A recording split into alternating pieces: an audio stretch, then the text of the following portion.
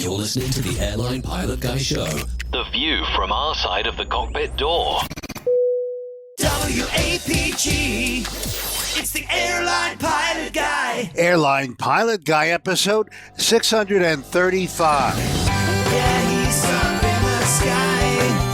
It's the Airline Pilot Guy. Hello, you're listening to the Airline Pilot Guy Show. The view from our side of the cockpit door. With your host, Captain Jeff, broadcasting live from the APG Road Vessel Studio. Today's show is recorded on the week of October 14th, 2024. Yeah, he's up in the sky. It's the Airline Pilot Guy. Capitulate and he's flying by. With the Airline Pilot Guy.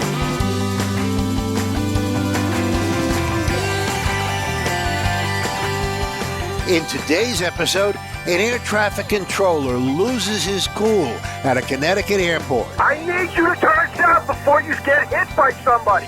And an explosion at a Japanese airport from a buried World War II bomb. Also had more news, your feedback in today's RAF plane tale. So get all settled in, electronic devices powered on.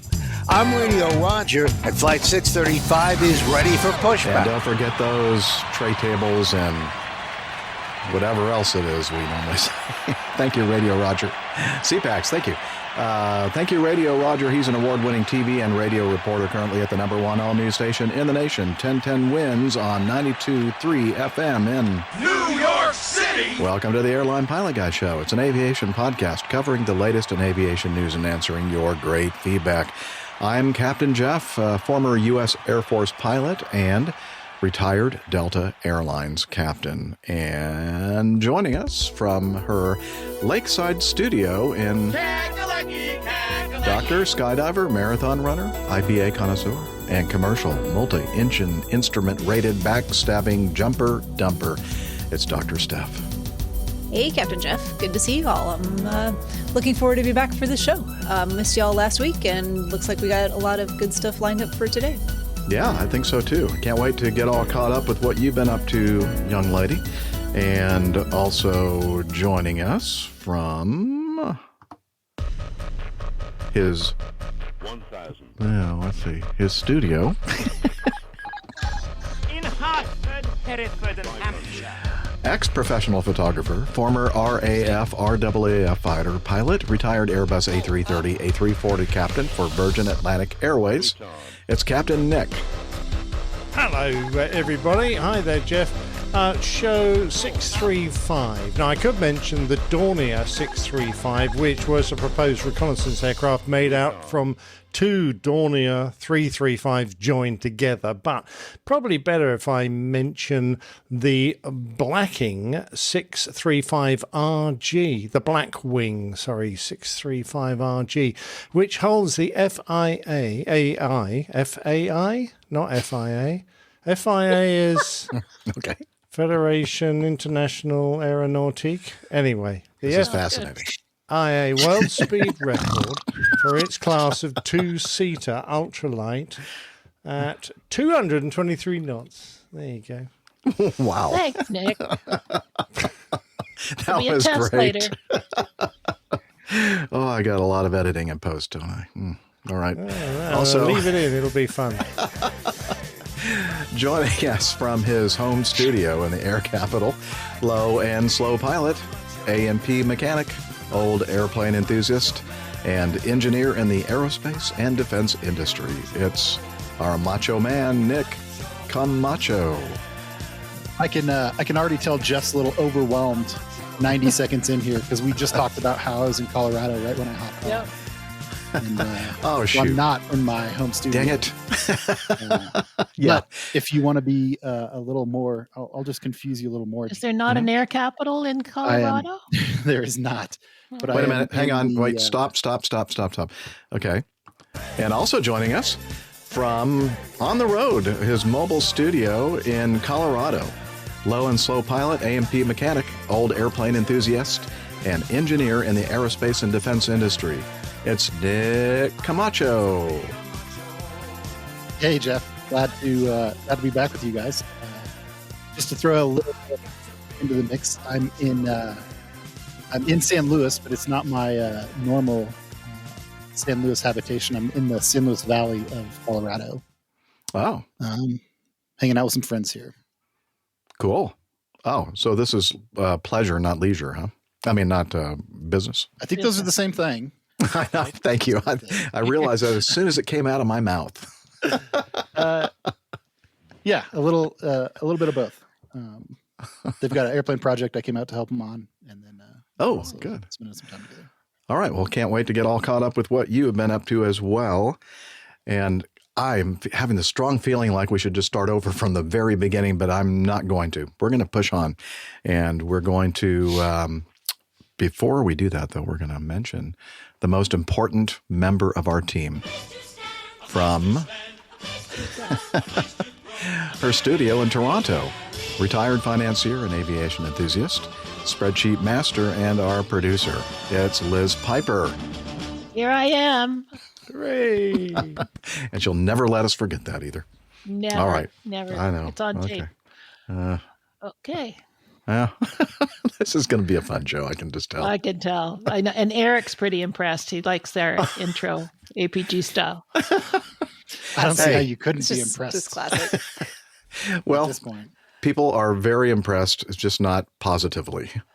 Right. But, yeah. So, this is the most professional aviation podcast out there. Come on.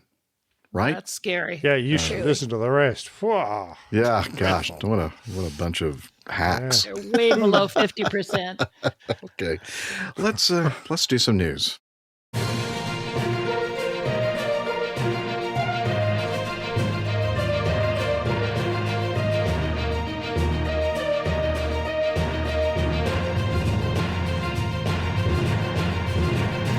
Stand by for news. All right, let's start off with this. It's a preliminary report on an incident that we've talked about previously on an earlier show a few weeks ago, I guess. Couple of times, actually. Yeah, an Alaska Airlines Boeing 737-9 MAX performing Flight 369 from Nashville to Seattle with a bunch of passengers and crew. 16 crew. Wow, that's a lot of crew. That's the first time I've noticed that. That's the problem. Too were much they crew on deadheading? board. I guess I don't know. Wouldn't they be considered I a don't passenger, think they would be listed though? that, yeah. I've never seen them. Depends whether they're on the gen deck or not, but yeah. I'm thinking that this has something to do with the whole problem of this thing. There's just way too many crew members. Anyway, I mean, where are you going to put them all up there in the cockpit? Received takeoff clearance from Nashville's runway 13, acknowledged the clearance, commenced the takeoff, and then at high speed, over 100 knots ground speed, they had to reject after receiving the clearance when another about a minute after receiving the clearance, when another aircraft crossed the runway. I should probably practice reading.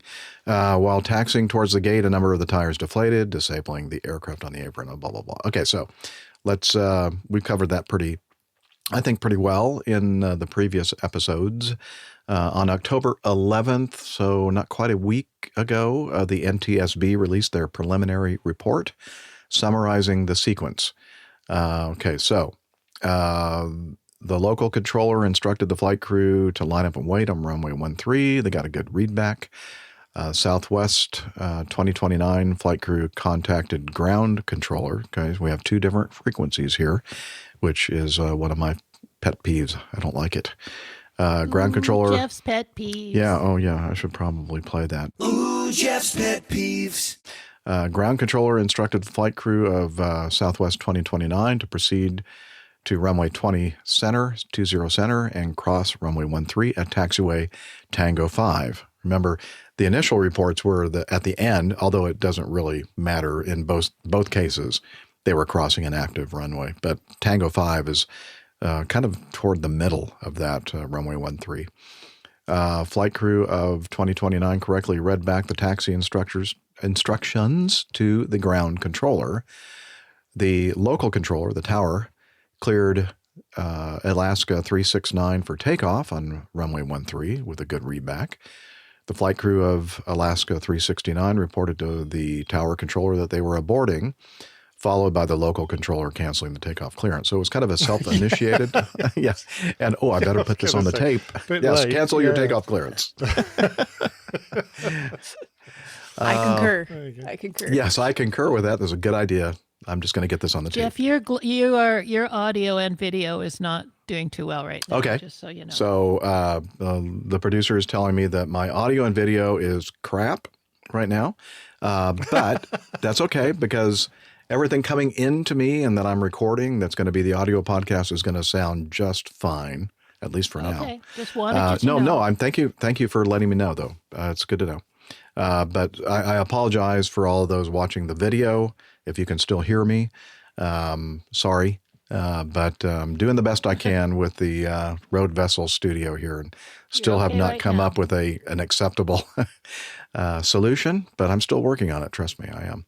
Press on. You're doing okay press right now. on. Let me get back here. Let's see. Then the tower controller asked the flight crew of Alaska 369 if they were able to exit on taxiway 4, and they responded yes. Taxiway 4? Tango 4, I guess. A little typo there. They exited runway 13 on taxiway Tango 4, proceeded to the gate area. While they were waiting for an open gate, the fuse plugs deflated all 4 main landing gear tires. Passengers were deplaned via air stairs on the ramp. Southwest 2029 taxied to runway 20 center, received takeoff clearance, and departed Nashville for Jacksonville, Florida. The FDR and CVR were retrieved from the Alaska Airlines airplane, and the FDR was retrieved from the Southwest Airlines airplane. The CVR from the Southwest plane had been overwritten. And to be fair, I don't even know if they knew that anything had happened, right? They were on a separate frequency, not even sure if they knew that somebody aborted the takeoff on 13. Yeah, good point. Mm-hmm. So, there could have been that situation where they didn't know that to pull the circuit breaker on the cockpit voice recorder. All the recorders were sent to NTSB, Vehicle Recorder Laboratory. Data has been retrieved from all the recorders, and the investigation continues. Okay, so really the only thing that we've learned from this is it now verified some of the comments that Simon had made in the initial Aviation Herald reporting of this incident, that although the FAA's official statement was that the Southwest flight was given clearance to cross at the end of the runway, it turns out that really what happened is that they gave them clearance to cross Tango 5, which is not, it's pretty far down the runway, but not at the end. So, and that's really the only thing we've really learned from the prelim, as far as I can tell. Any comments? So not much more than we knew from the initial reports. Basically, all appears as it seemed. Yeah. Yep. I've got a question I'd like to throw out there to our listening audience, actually. If the Southwest aircraft that overwrote their cockpit voice recorder, if they realized that they were supposed to isolate their CVR and had pulled the circuit breaker, that effectively disables the cockpit voice recorder. What does your MEL say about operating a flight without a cockpit voice recorder? Because I know ours had certain circumstances when you were allowed to operate without, and usually it was a case of you're away from a maintenance base and you're bringing it back home, where you could then have your cockpit voice recorder fixed. But if you're in the situation where you've just been involved in an incident and you have pulled that circuit breaker, does your MEL then allow you to fly without a cockpit voice recorder? ? That is a good question. I thought the same exact thing when I was reading this, thinking, well, if they had known, then I would think that to save the data on the cockpit voice recorder, they'd have to pull the breaker. But then would they be actually legally be allowed to continue their flight to Jacksonville? Yeah, that's exactly my point. Yeah. I don't know. I don't know what the answer is. Eventually, we're going to get cockpit voice recorders that go on for 12 hours or 24 hours or whatever, and it won't be an issue. But currently the way they overwrite after relatively short length of time, this obviously is a problem for inquiries like this. Yeah, I agree. I was just quickly looking in my files to see if I still had a copy of the, like a PDF copy of our MEL, but apparently not. So, yeah, cool. Maybe somebody out there can help us out with that. Good question. Well, our Dutch pilot who flies 321 says theirs may be inoperative for 3 calendar days. Oh. Okay. Interesting. Right. Thank you. That was quick. That was very quick. Appreciate that. I'm impressed. Yeah. Well, we're not really sure what to do now. We're dumbfounded. We're gobsmacked. There's a second part to that, or maximum 8 or a maximum flights. of 8 flights. Well, still, they'd be able to carry on then, basically, with their flight schedule that day. Yeah. It wouldn't have changed anything in this situation if that's the case for Southwest as well. Yeah. Good point. All righty. Shall we continue on with the next item? Okay. Carry on. I'm going to carry on as I always do. Okay. The FAA is investigating a near-miss incident involving, I wouldn't say that, I say runway incursion. I can tell why. Simpleflying.com. That's the source of this article. Yeah. So basically, and I mean, I'm sure you're a lot of really great people out there, people from Simple Flying, but oh gosh, sometimes you just make me shake my head. The FAA is investigating a runway incursion incident at San Diego involving 2 Southwest jets. And I was able to find some VAS Aviation video that covers this incident list. So I am going to go ahead and upload this video file and hit open. And then I'm going to add it, and it's going to start playing. Here we go. It's VAS Aviation, our good friend there, and he uses some simulated radar stuff going on, and also he uses live ATC.net audio. Okay, the METAR looks like 500 broken haze. Southwest 1478, Limerick Tower, runway 27, line up and wait. Runway 27, line up and wait, Southwest 1478. It's earlier, it's in the morning, like mid-morning, I think, 8, 9 o'clock in the morning there in San Diego. It says here that raw audio for both ground and tower frequencies included. Silences were not trimmed. Okay, so there's 2 different frequencies here. Again, I don't like it. Do not like it. So, looks like... Southwest 785, crossing 27 Bravo 6, continue taxiing via Charlie. Cleared to cross 27 at Bravo 6, continue taxiing via Charlie, Southwest 785. Southwest 1478. Traffic on the upwind is diverging courses, runway 27, clear for takeoff. Runway 27, clear for takeoff, Southwest 1478. Southwest 1478, takeoff clearance. Southwest 785, hold position. Hold position, Southwest 785, we're past the whole short line. Roger, just hold position, please. Southwest 1478, you copy Capitulate departure clearance. Say again? No. Cancel takeoff clearance for Southwest 1478. Southwest 1478 is rejecting. Okay. Rejecting the takeoff. Southwest 1478, sorry about that. Turn right on Charlie 6 if you can make it. Charlie 6 and contact ground.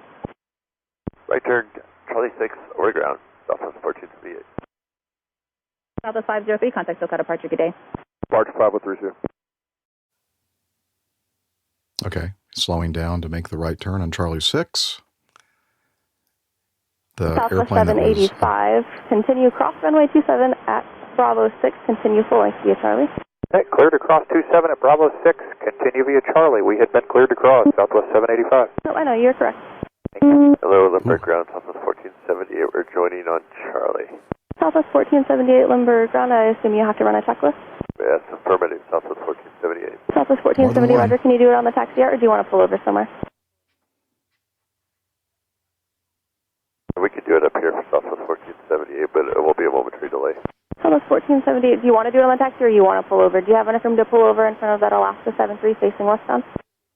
Affirmative, Southwest 1478. Bravo 1478, roger. Just join north of Charlie in front of that Alaska. North of Charlie, in front of the Alaska bird for Southwest 1478. Okay, I'm going to stop the video now. The rest of it, basically, they jockey around. They go north of taxiway Charlie, the parallel taxiway on the north side of the runway, do their checklists, talk with their company, etc., and then they determined, I think they had kind of a lengthy delay before they received takeoff clearance, and they were kind of close to their bingo fuel, basically, and they had to go back to the terminal, go back to a gate, get some more fuel, etc. And I think they were finally on their way to their destination about 3 hours after they originally pushed back from their gate earlier in the day. Oof. So, yeah, and I'm not sure exactly how far they were going. I bet that if I look up here in the Simple Flying article, it says where they were headed. One was going to Phoenix and one was going to Dallas. Yeah, so it was a long day for the folks that were on the flight that had to reject the takeoff. And apparently, did you notice that the tower controller gave them, they said cancel takeoff clearance, but there was no readback.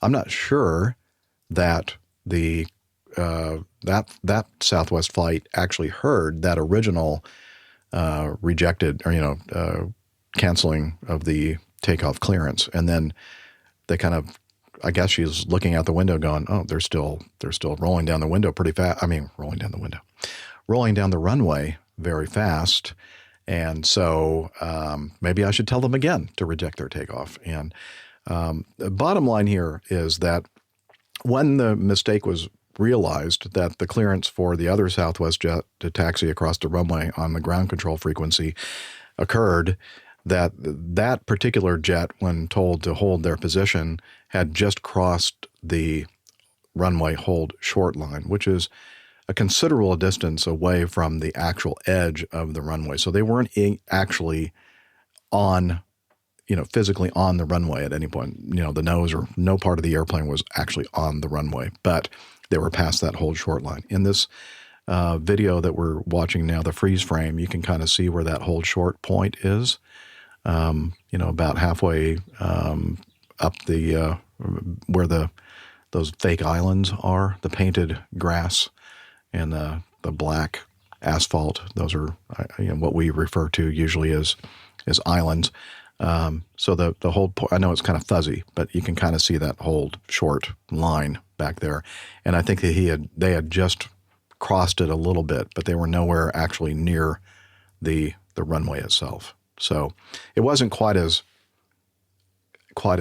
shocking and scary and dangerous as we were led to believe. Now, however, if they had let it continue and hadn't noticed it as soon as they did, then it could have definitely been a more catastrophic type of incident. Neil has a question here, Jeff. Neil Lanwarn is saying, cancel takeoff clearance forceful enough, or should you firmly tell them abort, reject takeoff? What's the phraseology? I think, that's a good point. I think a lot of times you'll hear tower controllers say, stop. I mean, we've heard some recordings like that one in Kennedy where somebody, I don't know if they originally said cancel their takeoff clearance and then they didn't get any kind of a readback, and then they basically started yelling, reject or stop or, something that would get their attention better than just cancel takeoff clearance. Yeah, well, especially, if it's realized pretty quickly that if that's the standard phraseology to say cancel takeoff clearance and nothing happens and there's no acknowledgement of it, I think that's an instance where you can be a lot more forceful with the words used. Yeah. Yeah, it's difficult, isn't it? If you use the same phraseology that the flight crew are using in the cockpit to tell each other to stop and reject their takeoff, it could be interpreted as one of the guys on the flight deck saying it. And there is definitely from my point of view as a professional pilot when I was working, there would be definitely a different level of importance given. If I could see that the runway is clear and air traffic, transmit stop in case I may not have heard the call sign. Is it referring to me, etc.? Is it absolutely vital I stop, or so cancel takeoff clearance seems to be something that air traffickers say now instead of using the same words the pilots would use. So there's no confusion as to where the command to stop the takeoff is coming from. But having said that, you're right. If they don't respond to that pretty quickly, and I think you definitely have to use a very urgent tone of voice if you're trying to stop someone from rolling down the runway, as opposed to something that's a bit more academic. You just cancel your takeoff clearance. We'll give you a new clearance in a minute or something. You've got to put a very high level of urgency onto it if you want them to react quickly. Yep. Yeah, I was going to make that same comment. So I agree with what Captain Nick was saying, that I think it is important. And I think that, I think the human brain can manage having more than, one or two critical phrases that we're kind of spring loaded to react to. But I think it is important to have the crews be able to, the aircraft crew versus the tower controller each have a appropriate communication, because like Jeff said, that guy was just barely over the hold short line, and it's obviously an edge case or a corner case, but it could be there could be a situation where an airplane goes over a hold short line by a few feet, 10 feet, right? But those hold short lines are designed to provide separation for all manner of aircraft, right? So you may have like an A350 that flies into that airport, a much larger aircraft. And so even though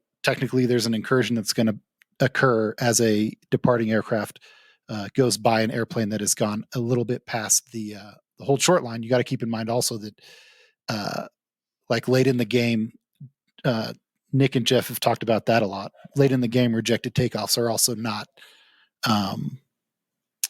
trivial situations either. So at some point, you've got to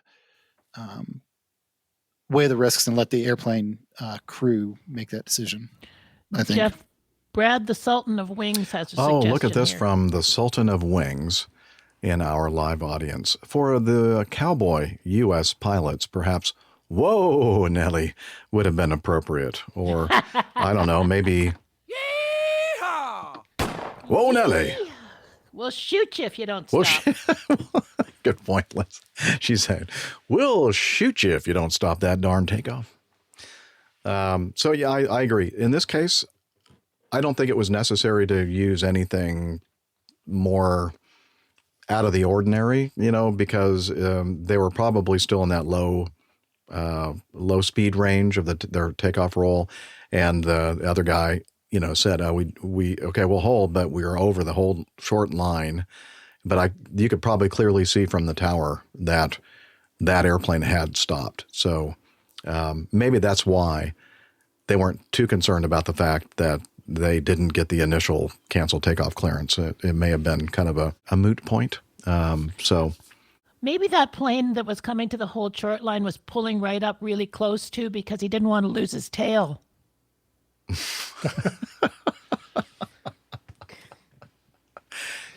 That is a good point, Liz. That could be part of the consideration. He was afraid that somebody behind him might. He said, "You know what? I hear a Delta jet on frequency, and I'm afraid that he's going to knock the tail off my airplane. So I'm going to pull up closer to that runway." You're damned if you do and damned if you don't, I guess. I know. Exactly. All right. So I'm sure we're going to hear more from now, talking about forceful reports. Controllers. Okay. Well, let's talk about forceful controllers then, Liz. And I probably should have been teeing up that video. So let me remove this one. While we're doing that, Jeff, should we actually talk about both these incidents? Very similar. Both are air traffic, or appear to be on the surface, air traffic errors, clearing aircraft to cross a runway and simultaneously clearing an aircraft to take off on the same runway. Why are we getting so many of these? You're quite right to point out, but we haven't made the point that one of the things that would prevent a lot of these incidents would be if aircraft were on the same frequency and when they were crossing the active runway. So instead of switching them across to ground, which then requires the ground and the tower controller to coordinate much more to prevent these incidents happening. What's the fix? What's the cure? Why are we getting so many of them? And why is apparently air traffic in so many different places having so many problems doing what they seem to have been able to do very well and very professionally? Why are they having so many problems now when they never used to be such an issue? Wow. So that's a lot. Yeah, sorry about that. I mean, and those are all valid points, because I think the problem, one of the biggest problems, I think, and and you agree with me that, if you're going to be doing anything with an active runway, whether you're landing on it, taking off on it, crossing it, you should be everybody on the same frequency. Now, I understand that there are reasons why they don't do that on some of these at some of these airports, but I think they really need to reconsider that. But I guess also the point you're making is, well, it's probably been like that forever. In fact, Jeff, the last time you were flying at San Diego, which was a couple decades ago, I'll bet they had the same kind of a system where people were crossing on ground control frequency. Although in this case, I think it's a little bit of a different situation at San Diego. But let's just set that aside.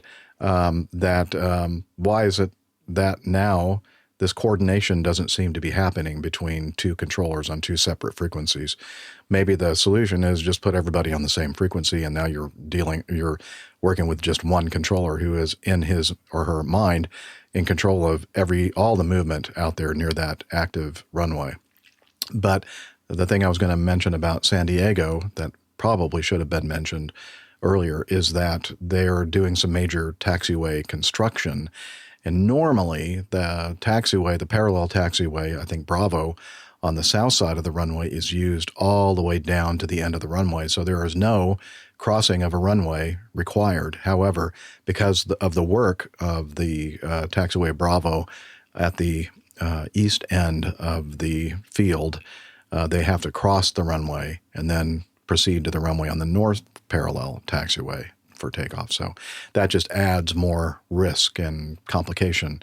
But maybe somebody should say, since we're having to do all these runway crossings of this active runway, perhaps we should come up with a different plan in the interim to make sure that everybody is all on the same frequency, or what we'd like to say, all on the same page. Yeah, exactly. I mean, whereas all the pilots have a briefing before every flight where we analyze the threats that are likely to impinge on us for this particular sector, then why aren't the air traffickers, or perhaps they all are, having a daily threat brief, which includes things like, don't forget, we've got this work in progress, so we're going to be crossing guys, so let's be doubly careful that we coordinate properly, etc., etc. You know what I'm getting at, I'm sure.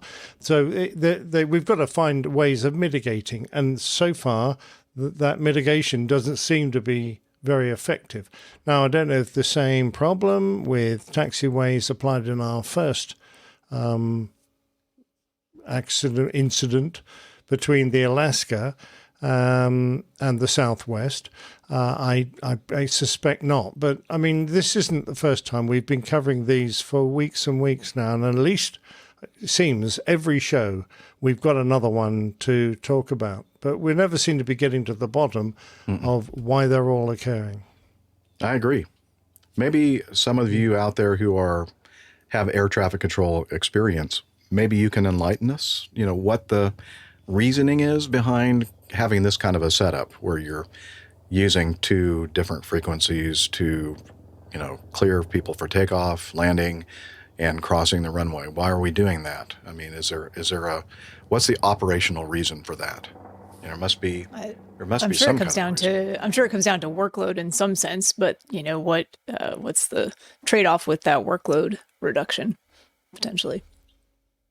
Yeah. And is there something we can do as pilots to help mitigate the issue for ourselves? So we talked about when you get a takeoff clearance, some airlines make it standard that you put all your takeoff lights on at that point, or your runway lights, your landing lights, which illuminates the aircraft very well, even during the daylight.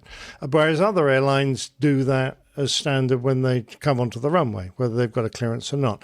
If we could get ICAO, and every airline in the world could adopt the same procedure, then you could glance down the runway and you could instantly tell if someone has received a takeoff clearance and has started rolling or not. So as pilots, we're used to coming up to an active runway. We check both ways. We acknowledge. I usually would stop anything that was going on the flight deck, like a checklist or, in discussion we're having, and we would both double check we've got a crossing clearance, and we would just concentrate 100% on getting across this piece of shark-infested custard that we're about to cover. And then once we got the other side, we'd carry on our normal sort of duties. But, there's got to be something that we can do, apart from being extra vigilant and trying, there is an airplane down there. Is he rolling? But there is an airplane down there. Has he got all his landing lights on? So that means he's had a takeoff clearance. What the hell is he doing with his lights on? Because we're about to cross the runway. I don't know. Perhaps there's something we can do to help. Yeah, I agree. Brad's got another comment here, Jeff. Maybe. Brad, Sultan of Wings, says runway status lights help with this type of issue. Yes, they absolutely do. But I doubt that San Diego has them installed. I think that should be something that's standardized at all of these, any kind of an airport where you have scheduled air carriers operating. I know it's a lot of money, but how much money does it cost, when we have these terrible incidents where airplanes actually hit each other and people die? We spend so much money on so many things here in the U.S. that I think that I would rather, give me a vote on this, I would rather you spend all that money that you're putting that way over here to make it safer on the airport surfaces. So, Good discussion, though. I'm hoping that we'll be able to crack this nut. And again, hopefully we get some feedback, especially from air traffic controllers, because I really am curious why. Because every time it happens to me, or happened to me when I was an active airline pilot, where I wasn't on the same frequency as the people landing and taking off on the runway, I thought, why? Why are we doing this? This is giving me the heebie-jeebies, All right. Angry controller time. Okay, well, let's see. I have not listened to this video. I've only heard the very front of it, and the very first part of it kind of has a little excerpt of, I guess, what we're going to hear again later in the video, I'm guessing. So let me throw this up there and see what we got. November 4 Whiskey Lima, I need to know where you're going so you don't hit the aircraft that I do have coming in. Somebody's not happy. I need you to turn south before you get hit by somebody. November 4 Whiskey Lima, turn south immediately. Reliance 379, I need that turn. I need the turn. Make a right 360. Reliance 379, make a right 360. Reliance 379, I'm not kidding. Make a right 360. Okay. That's a little tease. I guess we're only hearing the controller's end of the conversation. 355 to Lima, inbound from Edwards, 3 miles from Nurse. 5 to Lima, call me Nurse. Call Nurse, 5 to Lima. 30 Tower, November 24 Whiskey Lima. 234 Whiskey Lima, Denver Tower. The west, just requesting for proceeding bound to 08, and then we're going to break off for Underwood Lake. Okay, your VFR, are you doing a practice approach of some sort, what? Stand by, sir. November 234 Whiskey Lima, Denver Tower, I want you to fly 2 miles from your present position due south, and then give me a right turn. Again, fly 2 miles south, give me a right turn, and then establish yourself on final for runway 8. Okay, I guess you read that back. Tower line 527, midfield, left down, runway 8. Blue line 527, your number 2, traffic is on at 4.5, 5-mile final. Alright, look out for the traffic, line 527. Blue 52 Lima, I know you're on approach, but I'd really appreciate if you could pick up the pace. 52 Lima will pick up. I'm getting rather busy and I got a jet coming in right behind you. Blue line 527, sets the traffic on a 4-mile final, due south of you, 2,100 feet on final. Inside, line 527. Blue 52 Lima, clear to land, runway 8. Blue 52 Lima, runway 8, clear to land. Reliant 527, your number 2, clear to land, runway 8. Line 527. November 4, Whiskey Lima, I have not given you any clearance yet.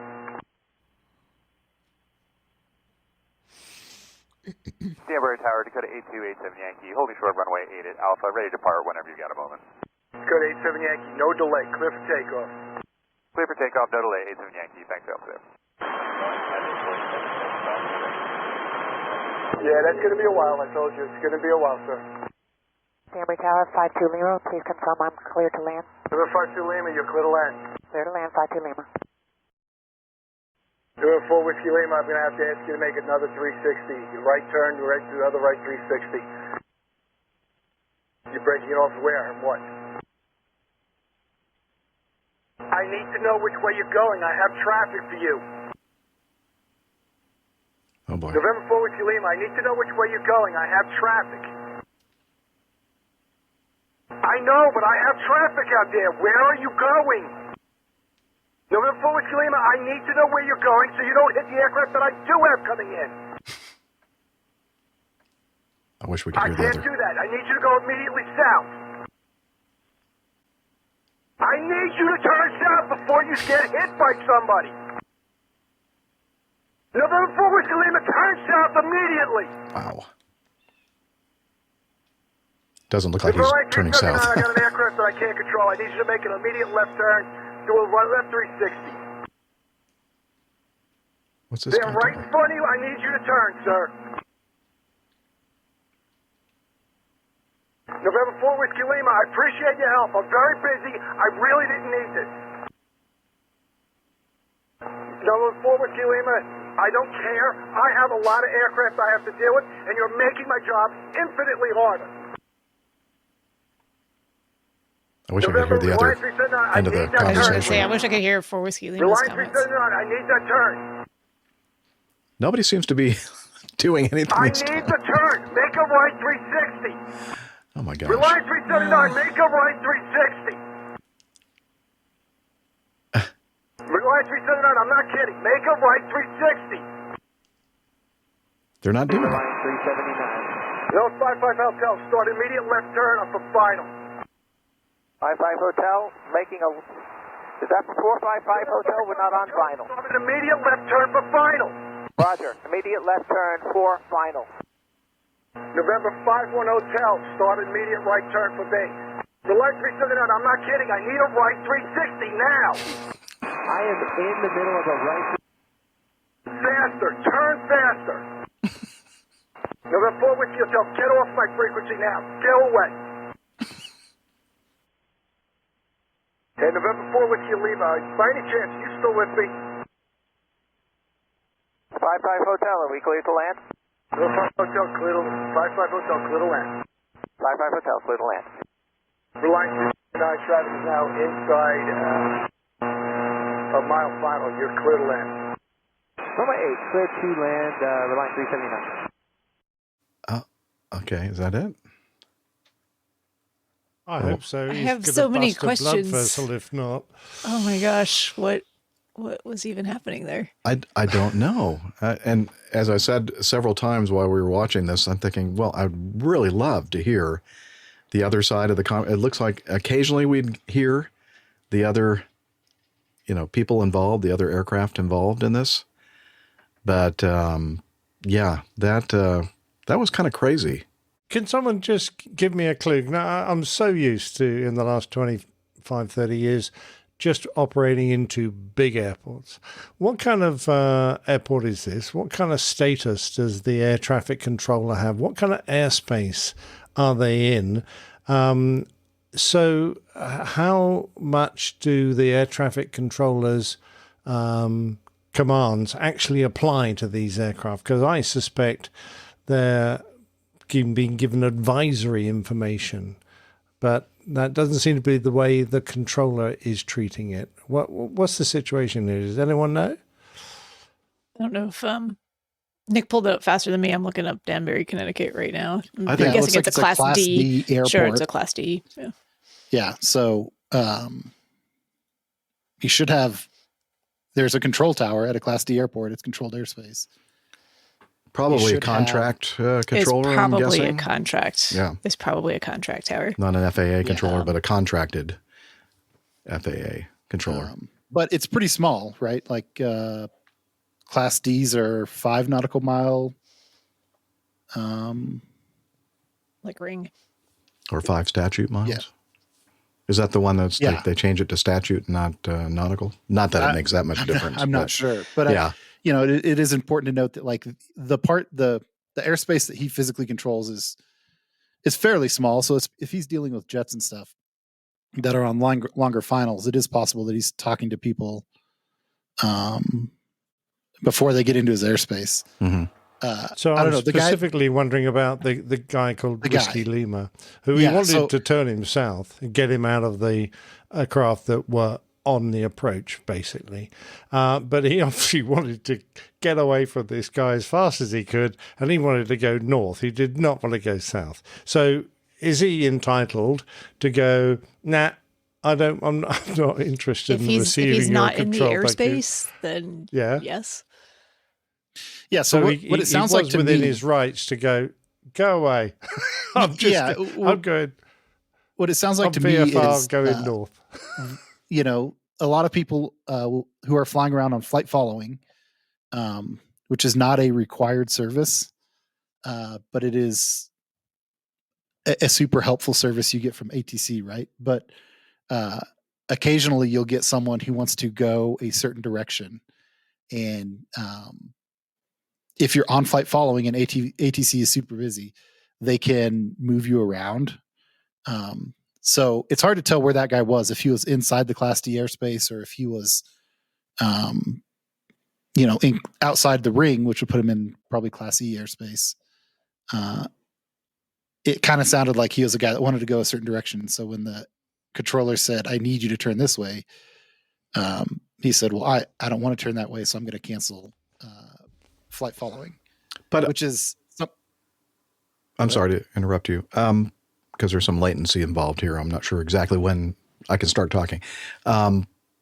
Wasn't at the very beginning of this video, Whiskey Lima, the errant pilot out there, wasn't his intention to come in and do some kind of an option for runway 8? I mean, he intended to actually go and land on that airport, right?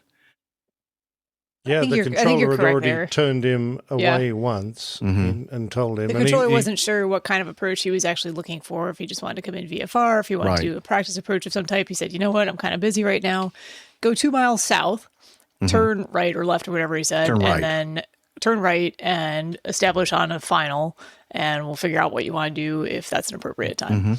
And I don't think he did any of those things, actually. Well, it's hard to tell because, when we're watching these videos and when the person that makes these videos puts this all together, it's all simulated radar. Right. So we're not really sure that the tracks that we're looking at on the radar or the video are actually real life. This is what happened here, or that's just the interpretation by whoever created the video. So so we're kind of working with not all of the details. But it didn't seem to me that Whiskey Lima was doing anything that the tower controller told him to do. But as far as your question regarding, what kind of authority does this controller have? He has every authority that any other tower controller has. So those are instructions that you are supposed to follow if your intent is to come to his airport and land or do a touch and go or whatever. So you can't just go, well, he's just giving me suggested vectors and suggested things to do. No, you have to follow his directions until you just decide, I'm out of here, which sounds like, or looks like that's what happened here. You just went, okay, forget it. I'm out of here. As I said, I think a lot of it would be more clear if we actually heard the other end of the conversations to see what they were saying, maybe. I think there's some knowledge gaps there that we're just not sure what was being said back. Because if you're just listening to the one-sided recording of this, which we were from the controller side, it really sounds like he's issuing instructions and directions and different types of clearances, and nobody's complying. This is kind of the sense that you end up getting. No, I mean, I've seen it in the military when you've got someone of relatively low rank ordering around people who are very close to the same rank, perhaps just a little bit lower, or he's just been put in charge. And he's telling people to do things, and they're not really too keen to comply. So he's getting himself more and more wound up until he's absolutely losing it. You know, I hate to say it, but I think one of the great talents you need in an air traffic controller is to be completely unflappable. And you just take a big breath, take a step back, and be ultra calm in these situations, and just make sure your transmissions are even clearer and more precise and more carefully phrased than you have ever done before when things aren't going your way. Whereas, of course, this poor chap seems to be winding himself up into a complete lather, and everyone is like, you know, being like they're in the playground at school, and they're going, well, I'm not going to listen to this bloke. This is too funny. Let's see what else we could do to wind him up, you know. And I'm assuming they're all pretty VFR. I mean, they could probably all see each other, but he seems to be ever so worried that everyone's going to just drive into each other, and it's going to be his fault. So this too about especially Class D towers, and I'm not sure if it's specifically contract towers, but a lot of times they don't have their own radar. So they might have one that's slaved to they can see what a nearby facility can see. I want to say Winston-Salem and Greensboro are like that. But basically they're just relying on looking out the window to see where this traffic is that's within their, 5-mile radius that they're controlling. So there's that. And I'm probably wrong on this, so someone can feel free absolutely to correct me, but the work duty hours are somewhat different. I think the one controller can be there for quite a long period of time. The rest breaks are not the same. So who knows how long he's actually been sitting in the tower controlling up to that point. So could be a lot of factors there. I think you're right about that. I don't know exactly what the rules and regulations are concerning duty days and that kind of thing, but I seem to remember or recall that guy that was getting upset. We don't hear from him very much anymore on the West Coast, San Carlos, I think it was. We had several. This guy was very easily agitated.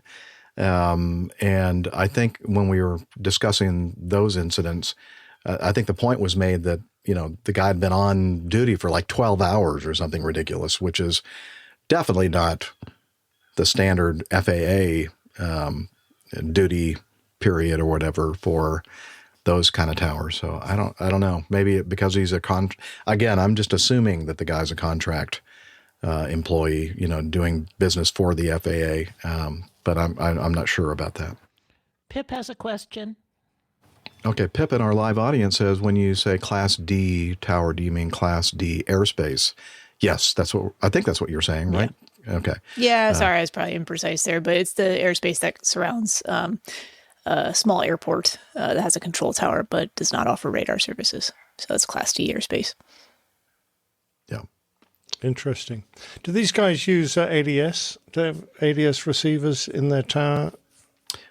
That's a really good question, Nick. And it's not, and I listen to this other podcast, Air Talk, Opposing Bases, Air Talk podcast.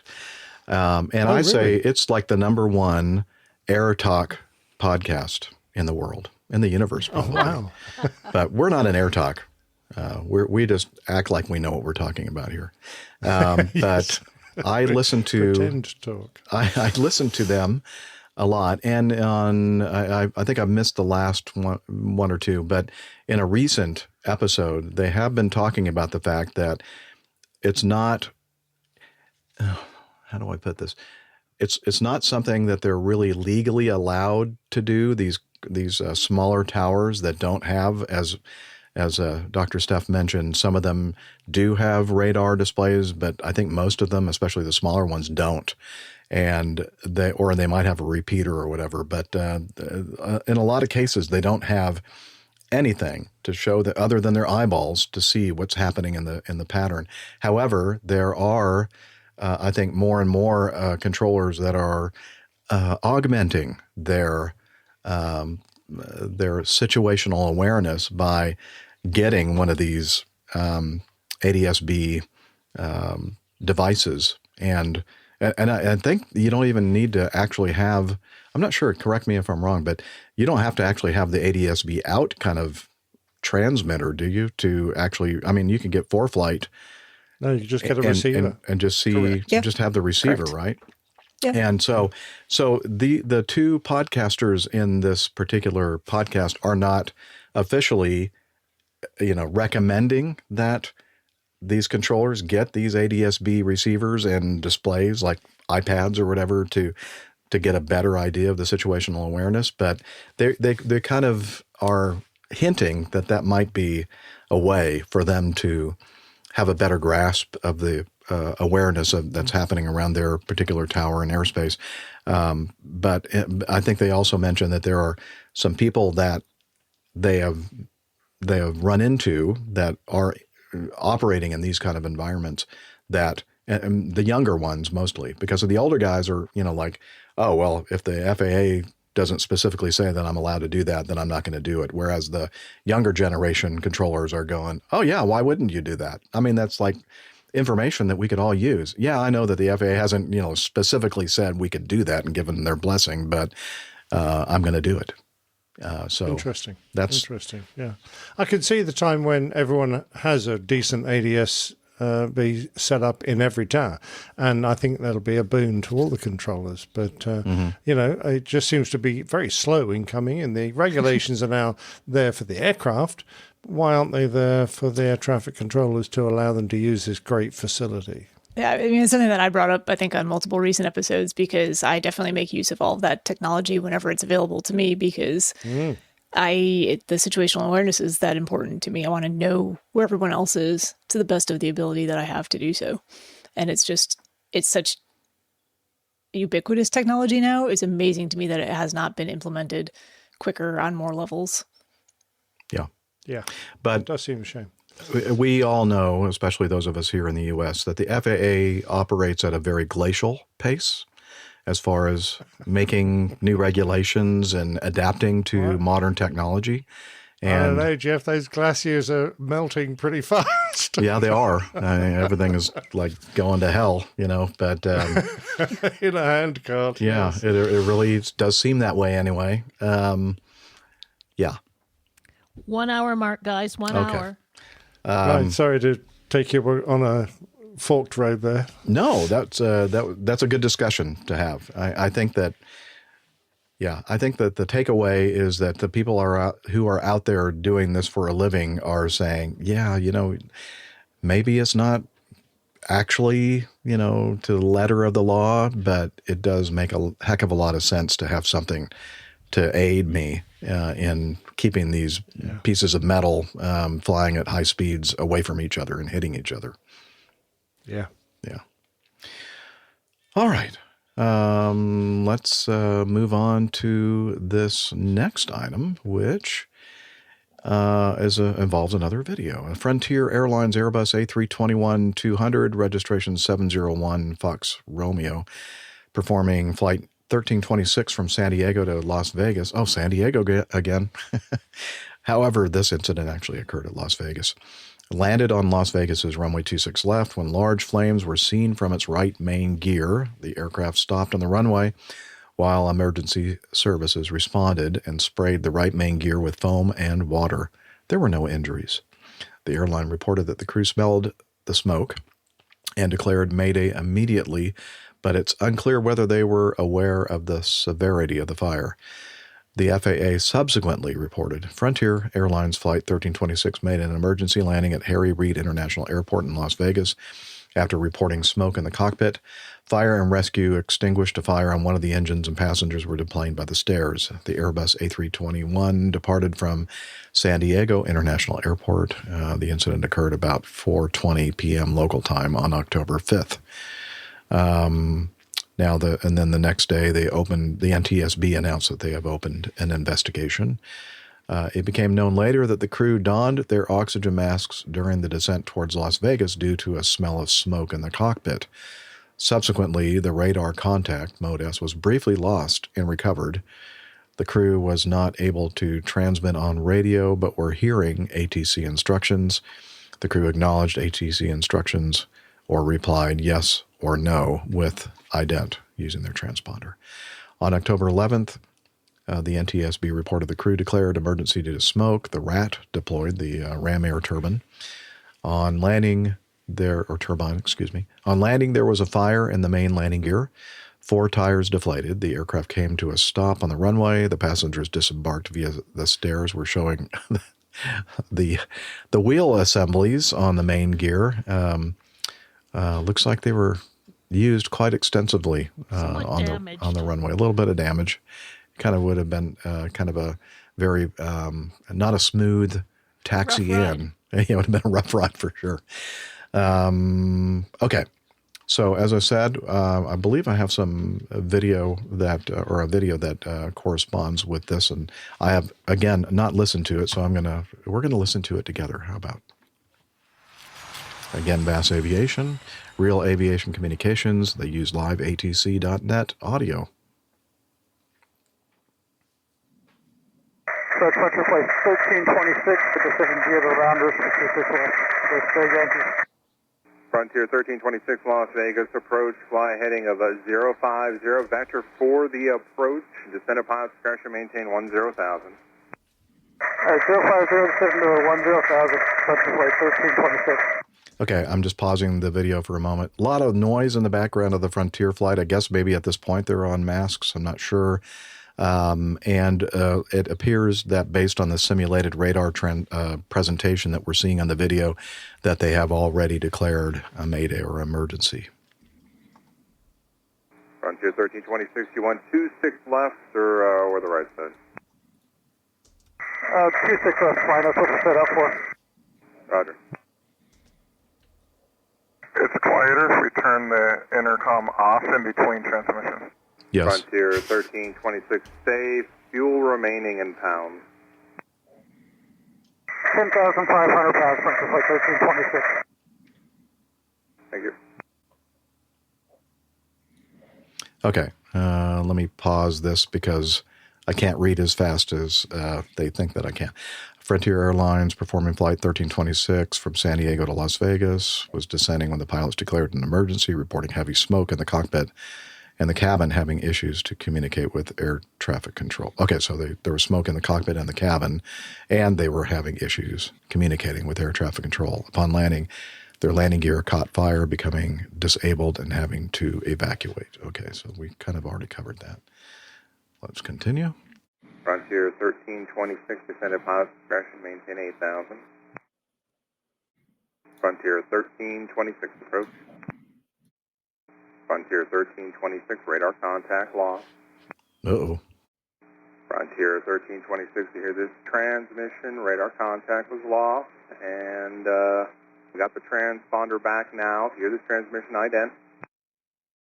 Frontier 1326, ident observed. Are you able to transmit at this time? Frontier 1326, descended pilot discretion, maintain 8,000. Frontier 1326, descended pilot discretion, maintain 7,000, respond with an ident. Okay, I'm pausing this again. The thought occurred to me that they were having issues with air traffic control hearing them with their oxygen masks on and the intercom and whatever issues they were having with communication earlier in the video. And I'm wondering if this is the reason why they're not able to communicate now on the radio with ATC, that things are kind of going crazy in that cockpit trying to work all the emergencies and everything else. They may actually think that they're transmitting to ATC, but apparently not. So that's just a thought that I had. Frontier 1326, ident observed. We fall in traffic. That's landing 26 left, currently 12 o'clock and 19 miles. It's a heavy Boeing 777 out of 8,000. I'm just going to turn you and use ident for your responses. Continue your present heading. Our Frontier 1326, we're going to make you number 1 for the runway. The heavy's going to be breaking out. Yeah. So send a maintain 6,300, respond with an ident. I was going to say, why are they following a 777? Yeah. Frontier 1326, ident observed. Frontier 1326, descend and maintain 5,500. Frontier 1326, ident observed. Frontier 1326, turn left hang 350. Frontier 1326, the airport is 9 o'clock and 13 miles. If you have the airport in sight, ident. Frontier 1326, no ident observed. Expect the ILS 26 left approach. I'll have a vector for you momentarily. He's very calm. That's nice. Very calm. Why isn't he screaming? Turn left hang 2806 miles from Reeland. Maintain 5,000 to establish on the localizer. Cleared ILS 26 left approach. There's a certain contrast with our... a little bit. Just a little bit. Just a little bit. Frontier 1326. Looks like your intercept and localizer fine, and there's no traffic between you and the airport this time. Just continue inbound on the ILS. Red Dog 40 is aircraft 5 mile front of the land emergency. Red Dog 5 mile final, next to land on 26. Front to 1326, wind is calm, runway 26 left, cleared to land. Frontier 1326, the power advises 26 left, cleared to land, acknowledge with ident. So this is still approach control then. They're kind of... Red Dog presumably is the fire chief. Frontier 1326, yes. Clear to land, wind 030 at 4, clear to land 26 left. And Frontier 1326, ident observed, you can monitor frequency 126.975. Red Dog 40, your discretion, proceed on runway 26 right. Red Dog 40, proceed on runway 26 right. Red Dog 40, immediately proceed on runway 26 right at your discretion. No need to acknowledge. Emergency aircraft for Red Dog 40, can I have an update? What's going on inside? Red Dog 40, they're unable to transmit to you. They're unable to transmit. Las Vegas Tower, Red Dog 40. If you have any communication with the pilot, would you get an update of what's going on inside?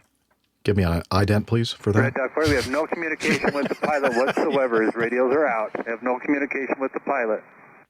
Red Dog. Hey, what's going on back there? Can you guys hear us, Frontier Flight 1326? Frontier Flight 1326, Frontier Flight 1326. If you can acknowledge anything on this emergency frequency, vehicles, personnel are standing by. Okay, what do they see outside?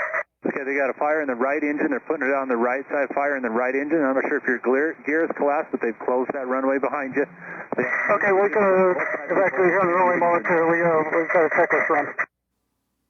Frontier 5, they say they acknowledge the fire's out at this time. It appears to be on the right side of the airplane. They put it out right now. They're still spraying. Okay,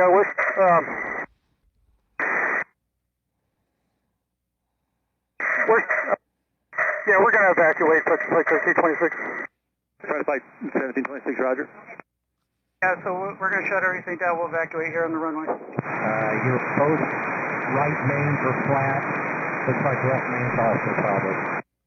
Okay, thank you. We're running a checklist. We'll be with you momentarily. Copy that. Everything looks good from the outside here. Like I said, there's no smoke. We don't have any fire from our vantage point. We'll get air stairs out here and buses out here for your passengers. Okay, copy. Okay. Anyway, copy. Frontier 1326. So are you going to evacuate or not? Frontier 1326, I copy you. Go ahead. Yeah, we got the guys that are out here by the main cabin door up in the front on the left side. What are they wanting us to do? They want you to evacuate, sir. They want you to evacuate your aircraft on the runway. I'm guessing they want you to open the cabin door if you're able. That's not what he said. All right, well, I'm not going to open the cabin door with them sitting there because the slide will blow right into them. Okay, roger that. County Mobile, did you copy that? Do you copy Frontier right now, or Red Dog 40? Do you copy what Frontier's saying about his cabin door? Copies. I'm going to get the truck to retract. Stand by. Did you guys want us to disarm the door, or do you guys want us to evacuate via the slides, or are you guys bringing stairs? If we do not have to blow the slides, let's not blow the slides. Do not blow the slides. Okay, we'll wait for the stairs then. Just let us know when the stairs are ready so we can disarm the doors and let everybody out. Okay, fire and rescue extinguished the fire on one of the engines. Passengers were deplaned by the stairs. Whew. Wow. Do you see the importance of communication, and any time that there is any disruption in them, that this can mean the difference between people dying and not dying? And oh man, I don't know, maybe I heard something differently than you did, but I thought that the rescue people were saying, let's, don't evacuate. We'll bring the stairs. We'll evacuate the passengers via the stairs. But somehow the pilots did not hear that, apparently. And well, I think there was communication happening between two different groups. There was communication between the pilots and the tower, and then also tower and rescue, and also the pilots and rescue. And the same message was not being carried across between those three groups separately. So there was a conversation between one group where, the initial thought from the pilots was, we're going to evacuate. That's what the tower heard. That's what the tower remembered. That's what the tower relayed back to rescue. But rescue had already said, hey, we've put out all the fires. Everything looks good. We don't see anything that looks like an immediate concern. We can bring the stairs. Pilots acknowledged that. But then the tower came back to rescue and said, no, they're going to evacuate. So it was like this weird, game of telephone where the wrong message was being I think the tower was the one that kind of contributed to the the lack of communication there. Because the confusion. Yeah. Wow. But they got it sorted out. I mean, I've been trying to work out exactly what the problems were, but they had fumes in the cockpit. And obviously an engine fire. Now, I don't think the crew on board necessarily knew they had an engine problem, because I don't think they shut that engine down. But certainly there was no mention of an engine fire when they were talking to air traffic. But that would make me realize that if you don't shut the engine down, you can get smoke and fumes in the cockpit. Because it's, all those fumes from a burning engine will go into the air conditioning system and then into the cockpit. When you press the fire button to turn off an engine and then subsequently hit the extinguishers, one of the systems that is shut down at that point is the bleed system from that engine, just so that you don't get contamination going into the air conditioning system, which is then put into the cockpit. So I'm a bit curious about that. I'm also, they're on their masks. I'm curious as to why they lost their radios. And now, because when you put a mask on, you're transferring from your headset to the microphone that's inside the mask. And I'm pretty certain that happens automatically. As you take the mask out, you flick a little toggle that in the action of taking the mask out that transfers it, and when you slap it on your face, your mic is automatically live. But it's an incredibly noisy device, that mask, and the only way to communicate to your fellow next door is to use the intercom, which is incredibly noisy. And if you don't reach down and start using the manual intercom switch, you can deafen everybody on the flight deck. So it's very important that you get that communication established. In fact, it's part of the drill, establish communication between yourself and the other members on the flight deck when you get on masks, so that you can understand each other. So you've got to put your mask on, put your headset back on over the mask, and make sure that you've got a live mic. And then from then on, you only speak to your fellows using the intercom switch, which is not a usual thing. We're so used on the Airbus to be able to just talk to each other. And I'm wondering if their loss of radio was because they were getting confused about those switch selections they needed to make, either to make their masks live or to do the talking to each other and the talking to air traffic, which are two different switch movements on the same switch, probably. That's what I suspect happened here, because at the very end, all of a sudden, magically, the radios were working again. I think that there was just confusion. And usually in a situation like this, a smoke and fumes incident, oxygen masks on 100%, crew communication established. That's the second step in this checklist. And it is the most difficult step to accomplish. And we know that because we've done it many times in the simulator, and it is just crazy. It's crazy. You're doing something that you're not used to doing. And I found that for me, putting that mask on and just taking my headset off and then just turning up the overhead speakers was the way to go. I could hear everything going on. Although seems like what they may have been doing at the beginning of this.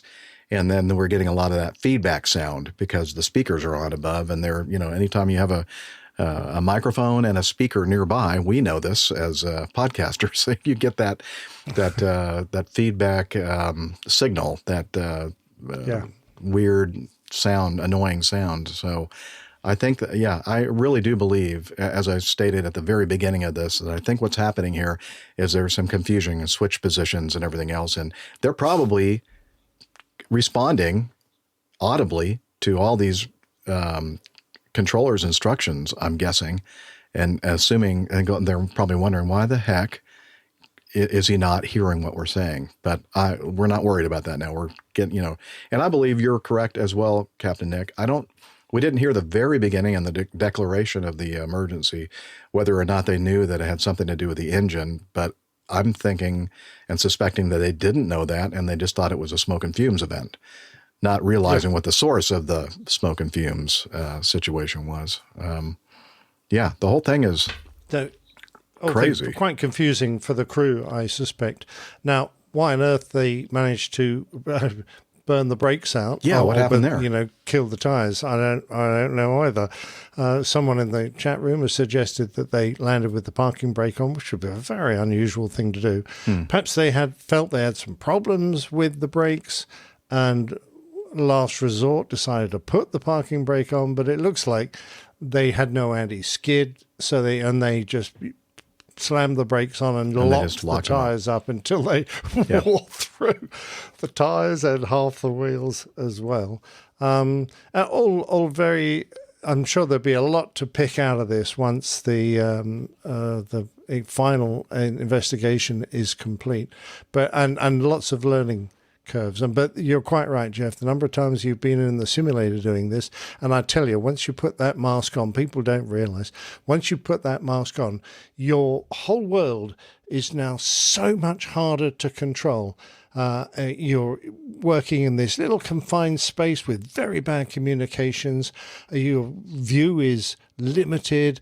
Things that would be very easy to do, like find switches and locate things, now is very hard to do. And what's more, it immediately turns half your brain off when you put that oxygen mask on, and everything, even the simplest tasks now become twice as hard as they used to be.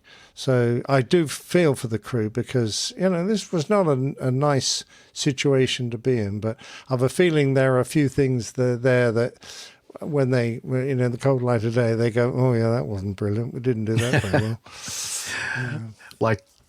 Like every time that we go through one of these exercises in the simulator, well, that wasn't very smart. Good thing we did that in in the simulator than in the box and not in the real jet. But yeah. Wow. Now, Superfred Driver asks an interesting question. If you switch to alternate brakes because of a hydraulic issue, do you lose anti-skid? No, well, on all the Airbuses I flew, no, you don't.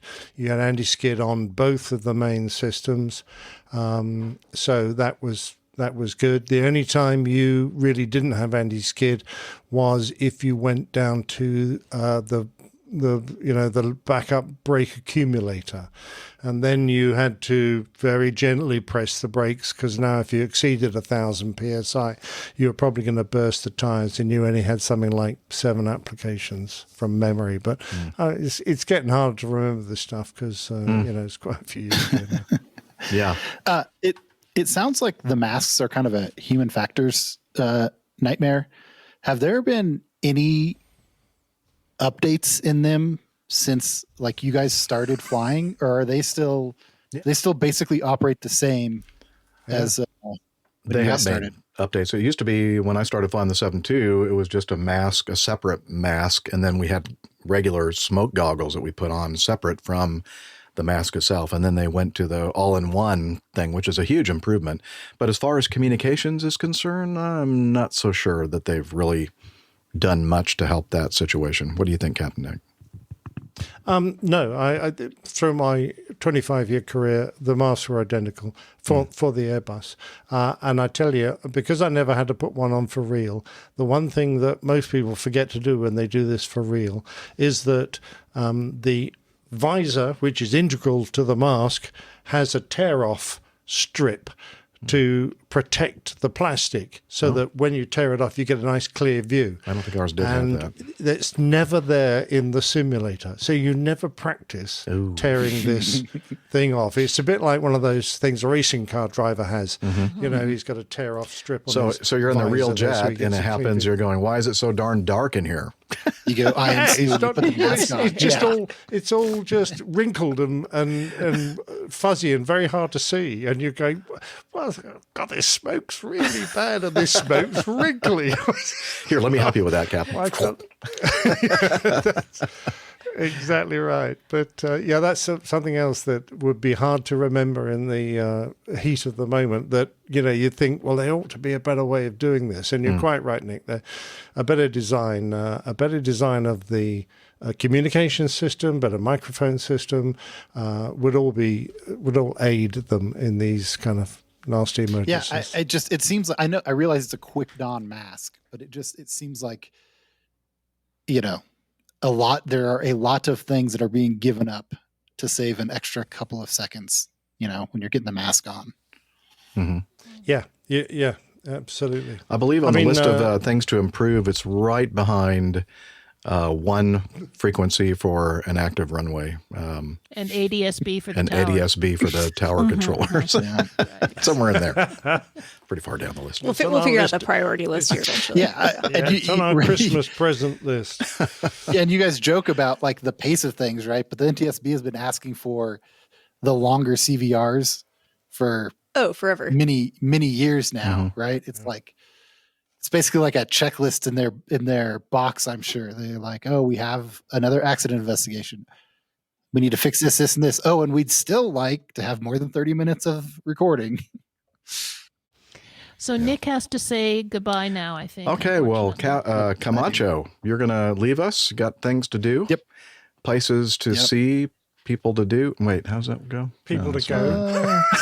We'll go places to do, places to go, people to see. Yeah, that's what I mean. Yeah. All right. Well, thanks so much for joining us, taking some of your personal time to join us for today's show. That really was nice. We appreciated your inputs. Always. Yep. I'm glad to catch up for a little bit. We'll talk to you guys next time. All right. See you. All the best. Yep. See you, Nick. All right.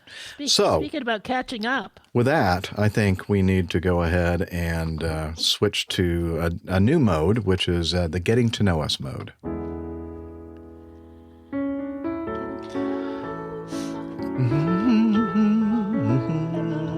That's the time of the show where we try to get caught up on what everybody has been up to. And there's one particular host here that I know has been very busy running like running errands? No, running races, I think. Running races. Yeah. So, Steph, what have you been up to? Take it away. Well, I'm going to apologize first because my landscapers decided to show up this afternoon, and my dog outside the door right now is freaking out about that too. So I have dog trying to claw away through door, landscaper with leaf blower outside. So if you hear all kinds of weird things happening Actually, on my end, sounds very quiet, actually. Okay, because it does not sound very quiet in here. That's Yeah, why I but had what to we're hearing get is- up momentarily, because I heard the landscaper show up with the leaf blowers, and I went, oh, I think I left that back door open, and the dogs are going to run out there to greet the landscapers, and that could be problematic. So do you need now the to- dogs are inside, and they're just we're good. hassling me. Oh yeah, Okay. yeah, we're good. Took care of that. Okay. So, but yeah, so I missed the show last week. I don't know if I was on the show the week before that or not. I can't remember. Most of this has just been work busyness, which I apologize for. It's just not been. I don't know. We're just really busy anymore. So I think that's the new norm, the new set point. So my apologies. I'll be here when I can, and hopefully I can figure out my work-life balance. But We'll take what we can get. yeah. But speaking of work-life balance, and I apologize, I'm kind of losing my voice too. I don't know why. Talking too much. Clearly. So yeah, it's like this is as loud as I could project hear right you now, and just it's fine. like, yeah, okay. But did have a chance to go to Chicago this past weekend and run my favorite, the Chicago Marathon. Yay. This was my 11th consecutive, with the exception of 2020, which we'll just put a little asterisk next to because they didn't have an in-person race that year. That is a great picture. So this was actually during the 5K. So the Saturday morning before, so the race is on Sunday, and on the Saturday morning they run a 5K, which they advertise as the International 5K. So they like put everyone's, the country that you're from, you have your little flag on the corner of your bib, and as people cross the start line, the announcer like calls out all the names of the different countries and things that are participating. So a lot of fun. The lady next to me is one of my best friends. We've been friends since we were 7 years old. She lives in the area and has done a lot of racing with me around the world. And she was able to partake in the 5K only this year. We had a couple of folks on injured reserve with us during the 5K, so we actually walked the whole thing. But that gave us a lot of time to pick out our photographers along the course and do some fun, silly things for the pictures. So yeah, we had a good time. So you can actually see over my on my right side there behind me, the gentleman in the blue shirt is actually my younger brother, and my other brother is also there somewhere, I think on the other side of my friend Jessica. So but yeah, we had a good time. It was a nice affair. Yeah, it was a nice time to get out with everyone and enjoy each other's company, and the weather was pretty good. It was a little chilly for walking a 5K that morning, but we made it through. Weather was great for the actual marathon. This was from the picture we're looking at now is mile like 14 and a half. Every year I run for a charity group, the Illinois Spina Bifida Association. That's how I got started with running marathons back in 2013, actually through my friend Jessica, who was in the previous picture with me. Her daughter has spina bifida, so we run for that organization. So the picture there was being taken by Matt, who's their executive director, and he's always out on the course and does a lot to support the runners who are raising funds for their cause. So it's always fun to see him out there. We're past the halfway point at that point. He always has a good shot of Sears Tower in the background there, looking down the road. So that's mile 14 and a half. And then I don't know what. Oh, this was not during the race. You can only get this beer at the finish line. So this is the finish line beer. This year they changed it up a little bit. It's always from Goose Island, and it's the Goose Island has a beer called 312, which is a wheat ale, but they changed it up a little bit this year, and they put in a little bit of a watermelon flavor along with it, and added some salt/electrolyte component. And it was actually very refreshing. Normally I have a very difficult time drinking the beer at the finish line because my theory is I've just run this race and all of my cardiovascular output, my blood flow is like in my extremities and not in my gut. And it's actually quite difficult to consume things with calories for me for a little while afterwards, but this was actually something I could get down a little bit easier. So it was quite tasty. took a picture of that. I thought it might be some form of cheating, and that it gave you, a bit of electric assistance. That would be if nice. It's after but the race, sadly, that's okay, I guess. Sadly, no. This is after the race. If you're 21 years old, and I don't think I've ever seen them once check IDs. There's a free beer at the end of the race, and then there's a ticket on your bib for another one if you make it to the after party. But we never actually made it to the after party this year. You're not dead. Yeah, we weren't, but we just had a lot of, there's a group of 6 of us all running together this year, and everyone was kind of coming in at different times. So we just kind of hung out at the hotel and waited for everyone to come back and show up and change and shower, and then went to early dinner. So this was this was Monday. It was actually quite chilly in Chicago on Monday. I think it was only in the 40s Fahrenheit. Good but I wanted to go back out. It actually would have been better temperatures for running. It was a little on the warm side on Sunday. It was high of 65. Overcast most of the day and a little bit of a breeze, which made it pretty nice, but there were a couple points where it got pretty sunny and it was a little warm. But if you can see behind me, I don't know how well it shows up on the screen for anyone. This was at about the 10-mile mark on the course. I actually went back out because I wanted to take my medal out there and take a picture with this billboard that Nike put up because it made me laugh. It says, at least this road to hell is mostly flat. So that's the joke about Chicago. It's a very flat marathon course. But I did notice it, and I did laugh quite hard when I saw it. So, yeah, it was a good weekend. Good to see family and friends and catch up and take a little bit of time away from work and stress and everything else. You run a good time, Steph? Yeah, I've had some injuries earlier in the year this year, so I didn't have a huge training block, but I thought I was probably in about 4-hour shape, so I ran a 3:58.57. It's right where I thought it would be. Excellent. Nice. It was well done. Yeah. That's precision running. Yep. Good job. After you've done a few of these races, you kind of get an idea of what kind of shape you're in and what you might expect yourself to do. Have a realistic expectation. Good one. Yeah. Outstanding. So, yeah, that was nice. Anything else? I don't have not a whole lot more Just than that. Working a lot, and how about just the working flying? a lot. Has the flying been reduced significantly? No. We have a fair number of pilots now, so I'm actually not on the schedule for the next little bit, which will help me catch up a little bit. But not last weekend because I was in Chicago, but the weekend before that, I flew both days, and I think I flew a total of 50 loads of skydivers over 2 days. 50. Wow. So like 28 on Saturday and 22 on Sunday, I think. That's a lot. So it's pretty busy. Yeah. Yeah. Yeah. This time of year is usually pretty busy because it's nice weather. Yeah. At least on the weekends. Liz has something to say about that. Wow. That's a lot. And Captain Nick as well. Very impressive. Very indeed. Thanks, guys. Indeed. Very impressive. All right. Well, Speaking of it's Captain always Nick. nice to have you back. Sorry you were too busy to be with us last week, but we do appreciate you. My apologies. Well, yeah, last week definitely leading up to trying to get out of town, it was just kind of crazy. Yeah. But well, I understand. Like you're just sitting around not doing anything, That sounds nice. I want that lifestyle. How do I get that? Do you though? Sitting around I don't think not you doing do. anything. I think you enjoy being super busy all the time. I do. Yeah. All right. Captain Nick, you're up. Something else is coming up apparently too. The beer, maybe.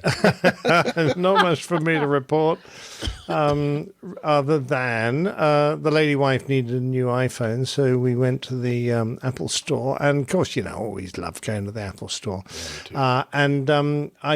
While she was handing in her old phone and sorting herself out, I tried the Apple glasses, the VR glasses, and I would have to say I was thoroughly impressed. Although there you see me drinking a virtual Guinness, the actual quality of the glasses were fantastic. I was really impressed, but and particularly with the way you're sort of moved from having a completely artificial view of the world, whether you're watching a movie or just looking at programs, windows, etc., to the background becoming the real background, and the glasses fade in and out, as it were. Really beautifully and see to interpret what you need to see, and whether you want to be part of the world, so you're basically seeing everything and just overlays of symbols and web pages and all that kind of stuff, or whether you want to be completely immersed in the VR world and see nothing of the outside world at all. So I was thoroughly impressed with that. And with the simplicity of making it work. So, within 30 minutes, I got a pretty good tag on it, which you can see from this, which I'm going to now put up. Hello, I was just added that to the stage. What happened? There we go. So this is me giving signs to the glasses to what I wanted to see, how big it needs to be. And I'm chewing my lip there because I'm concentrating very hard. But, smaller. Yeah. What happened to your glass? We'll go there. Wiping something off. The Guinness, when you said you were impressed with the quality of the glasses, and I'm thinking, and I thought you were actually talking about the glass that you were holding right here. And I'm thinking, really? That doesn't look like very high quality glass to me. In fact, it looks like plastic. It's because it's virtual glass. You see, it's not like a real glass.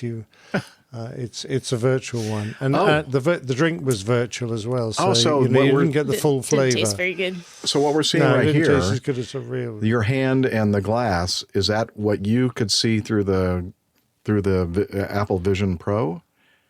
Oh, absolutely, yes. Okay, so Joke. but if we not really. no, oh, okay. Was this Photoshop here? Photoshop that in, okay. Yeah. Well, you got me. I was thinking, what?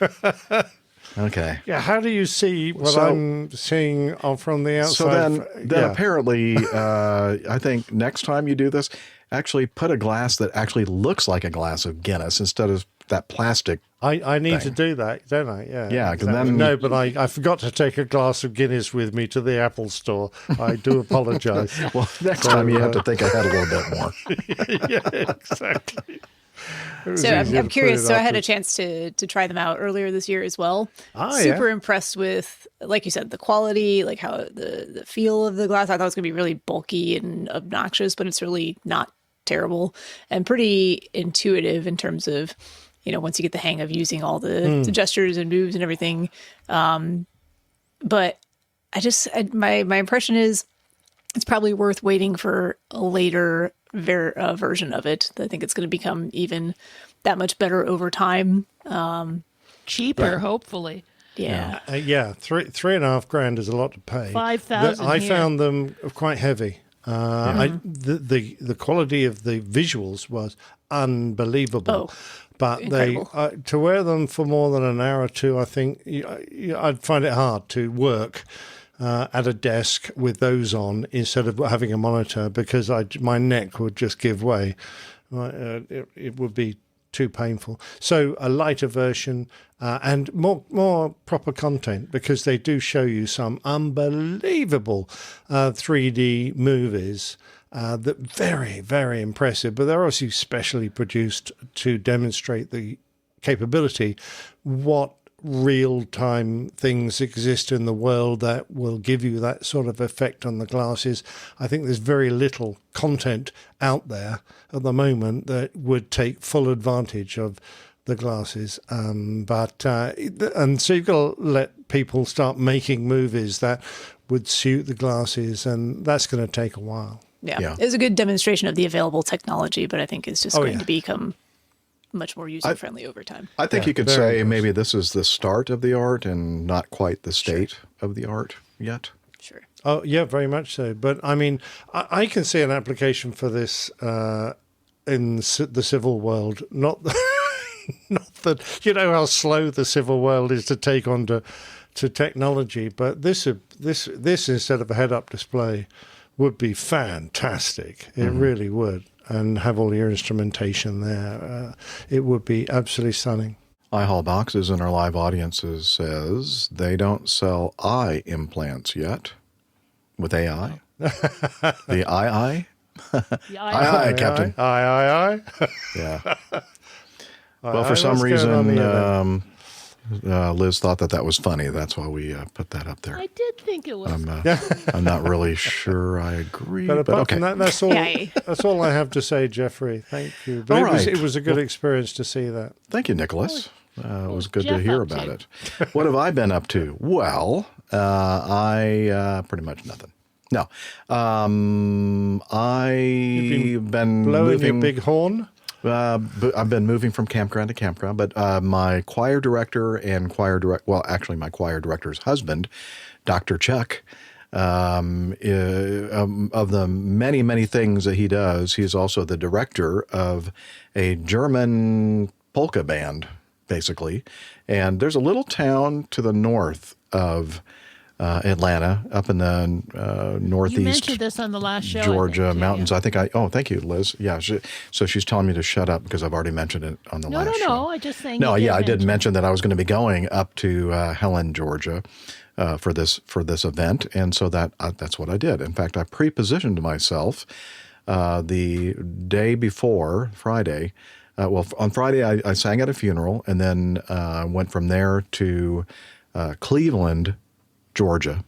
Yes, Cleveland, Georgia, not Cleveland, Ohio, to this little place called I thought it was Tesnati, but it's actually Tesnati, I think, River. It's one of the rivers up there, and it's a winery and a meadery. Mead is, I'm sure most people know, honey. Is made from honey. And I'm not calling you honey. Oh, yes, darling. What are you talking to me?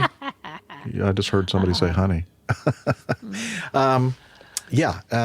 So it's they're a member of Harvest Hosts, which I've talked about in the past, where you can park overnight for free. Although this one happened to be a very expensive one for me, an overnight. I would have been much better off just going to a campground that had full hookups somewhere up there, and probably still would have saved money.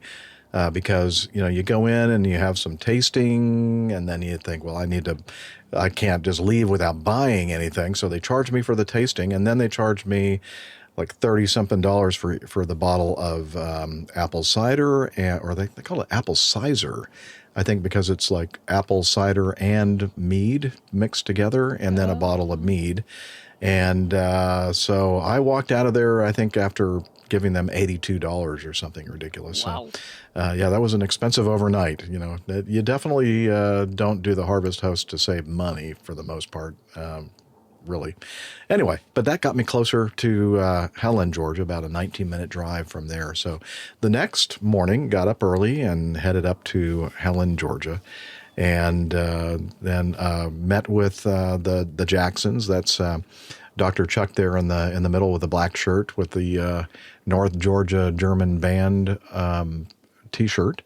That's his mother, 93 years old, to his left, our right, and his son, great. his oldest son, Vincent, is over there on his right side, and then that old guy that looks like a creep. I don't know who that guy is. Oh, that's me. I'm sorry. I had to squint a little bit. Yeah, that's me. And then Jane, the choir director, was the one taking the picture Does here. Vincent play in the band too? Vincent did play in the band, Liz. He's a tuba player. He's a very accomplished tuba player. And He's got a big horn then. Well, I don't know. That's kind of personal. But so if we can go on to the next one, Yes, we can see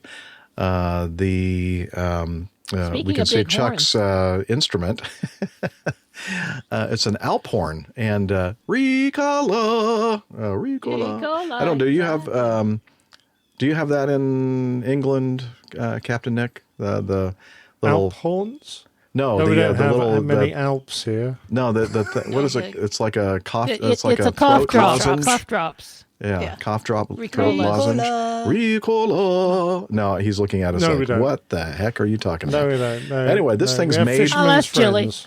This thing is carved from it's actually three pieces, I think. You can kind of see the different rings from one tree trunk, some kind of an alpine tree.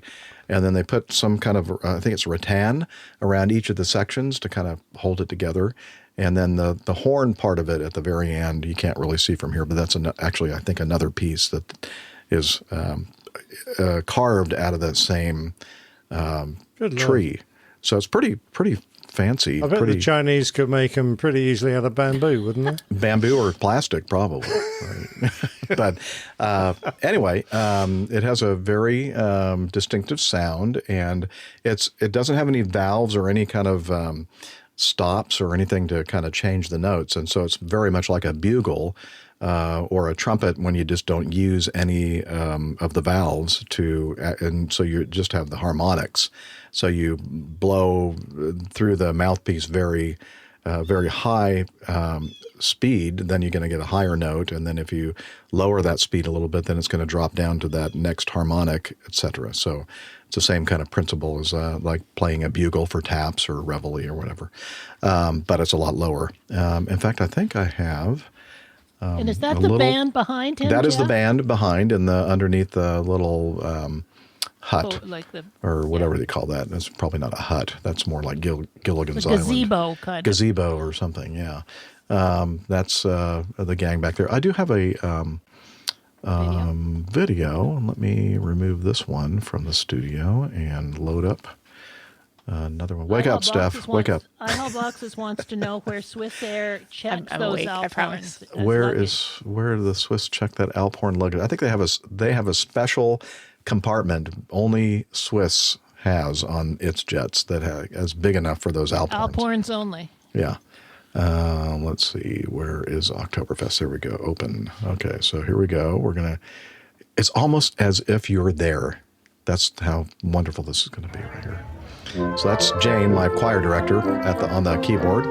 That's her daughter playing the trumpet right there with the green hat. That's Renee, a clarinet player that you hear sometimes in our music ministry at the Partridge church. Family. And there's Dr. Chuck playing the alphorn, and Vincent playing the tuba. It's a family affair.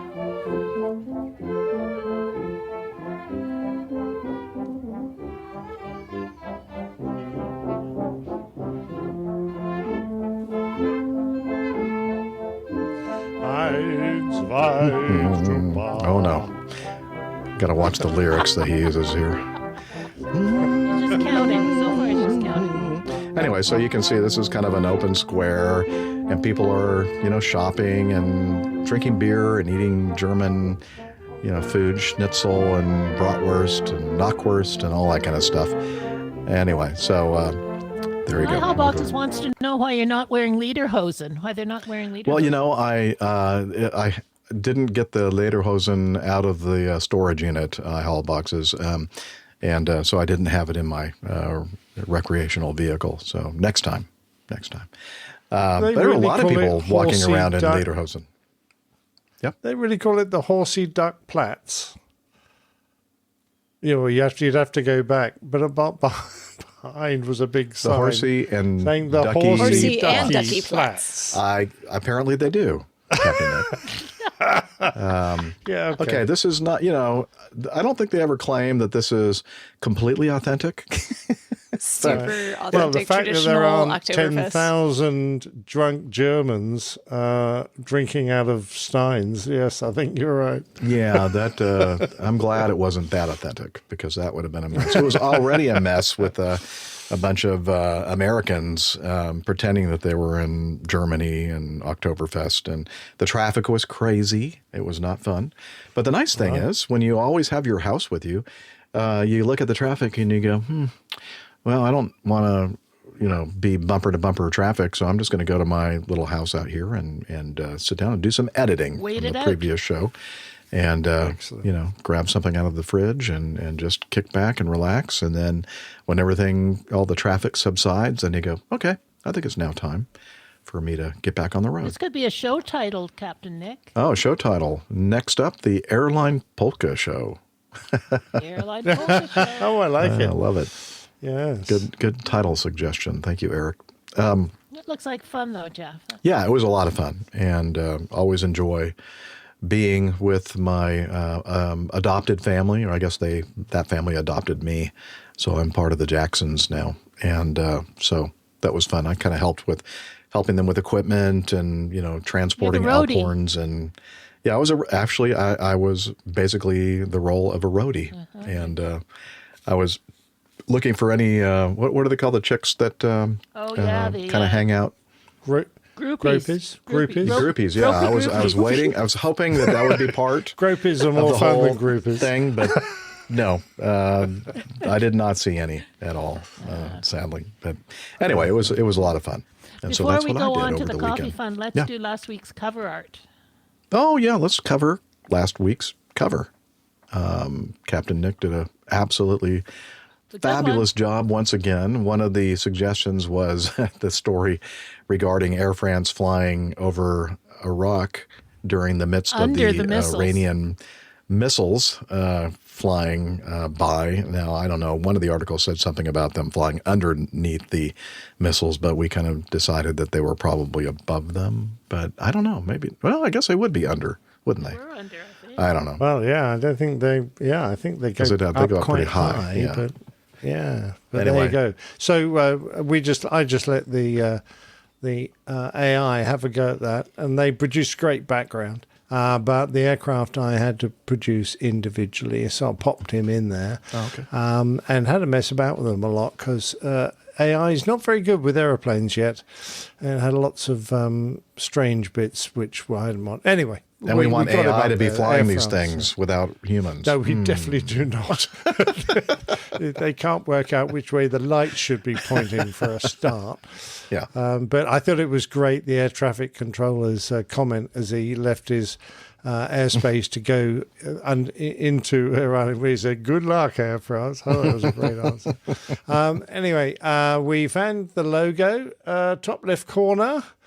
For the logo, you can faintly see it there against the Milky Way. Mm-hmm.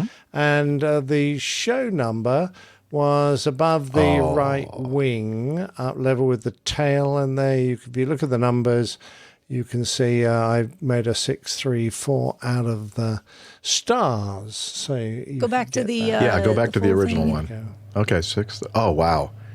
Oh.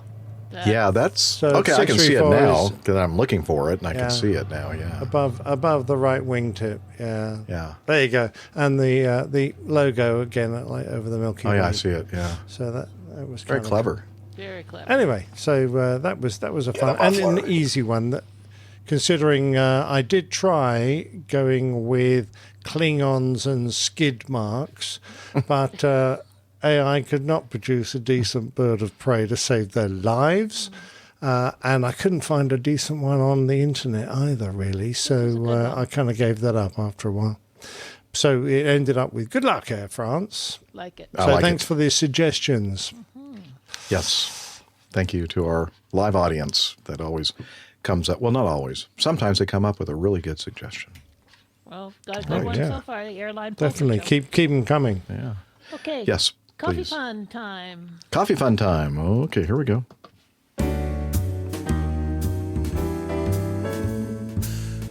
Johnny, how much more coffee? No thanks. I love coffee. I love tea. I love the APG community. Coffee and tea and the Java in me. A cup, a cup, a cup, a cup, a cup. Oh, yeah, the Coffee Fund. It's your way to support our show financially if you have the resources to do so and if you feel like it. But you know what? We do this for free because we enjoy doing it. But if you want to help encourage us, value for value, consider becoming part of the Coffee Fund cadre or the Coffee Bar Club. A couple different ways to do that. One is the OG, the original Coffee Fund Classic method. And we got a very nice contribution. Thank you, David. David Stein sent us, and he paid for the PayPal fee as well. Thank you, sir.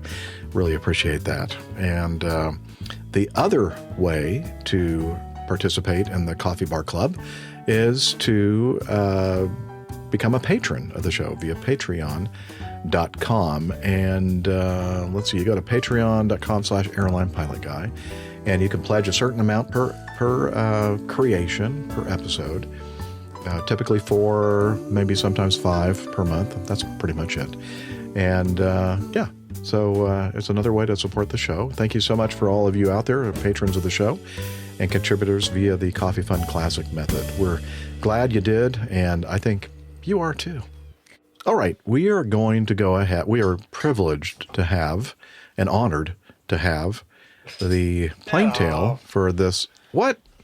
Okay, we've kind of feel obligated. We got to play this piece of crap. Yeah, we've got to, because Nick keeps churning them out. No, they're very, very interesting. I love one. Liz apparently has already listened to it. I have not, and she has. It's spiked my interest. She said it's a very good one. They're all good, but this one especially, I think. So we're going to go ahead and go right to this week's plane tail from the old pilot. Here we go.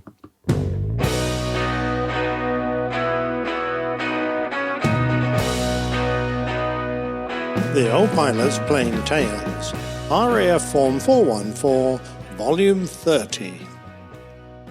Over 5 months without an income, and the bucket of shekels I had to keep us afloat was starting to run dry, and I could see glimpses of the bottom. Luckily, the mortgage on our modest 2-up, 2-down, 250-year-old Scottish stone terrace cottage at Lucas wasn't excessive, and we had pared our living expenses down to the bone. The sniff of some flying work for British Aerospace down at their factory at Wharton, however, was very, very welcome, since the bills for my air transport pilot's license training had removed a big chunk out of our savings.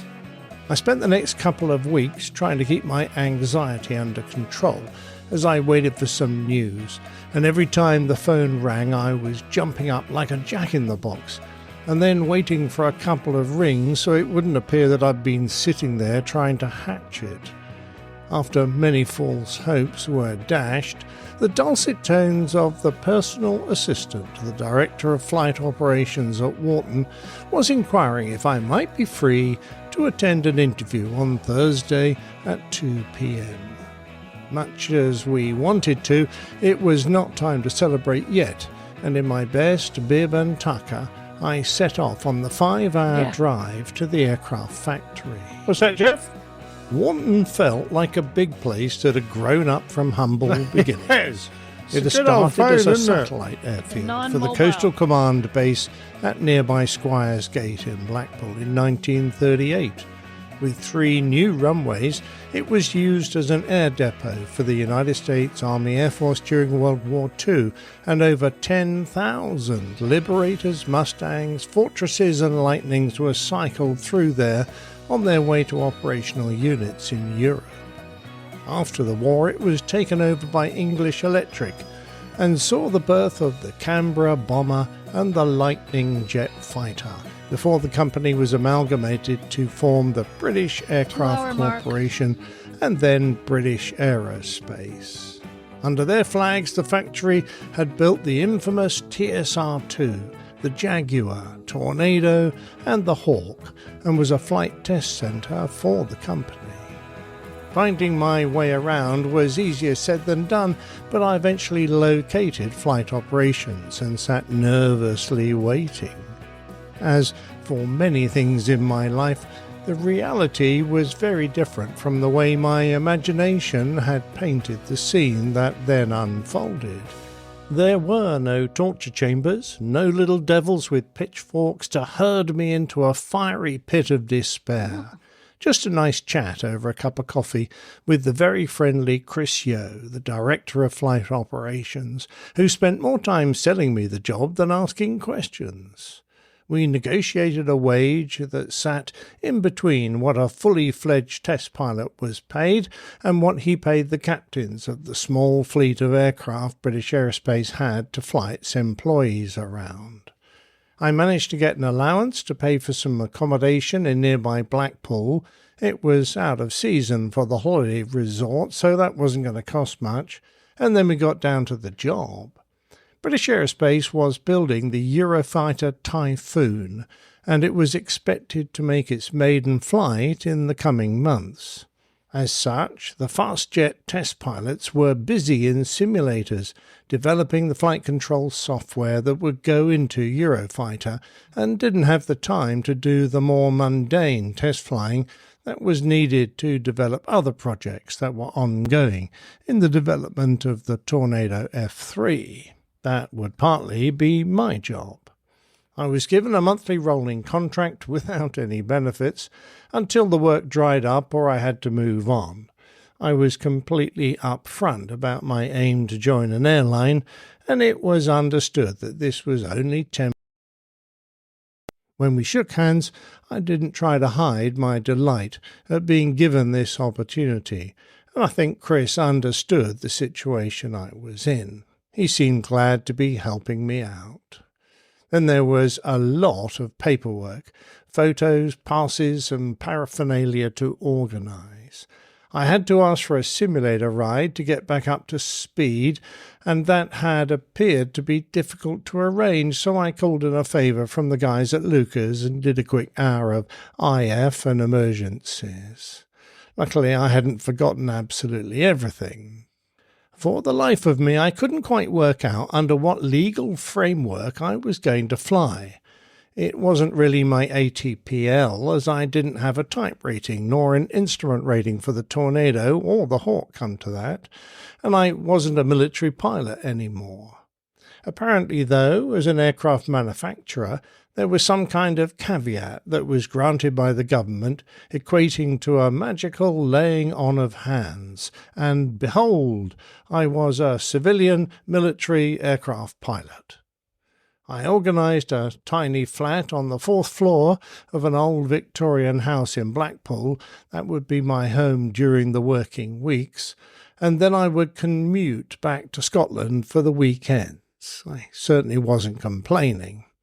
On the 1st of December 1993, I got an early Christmas present, and despite a horrible cold front that was passing through, I launched in a sort of Tornado F3 for what was loosely termed a general handling and instrument flying trip. I say a sort of F3 as it was a modified F2 and still had mechanical engine control units on the RB199s and various other F2 features, but a second-hand car salesman would have been happy to have called it an F3. Months earlier, I had celebrated flying my last trip in a Tornado, and here I was back in it again.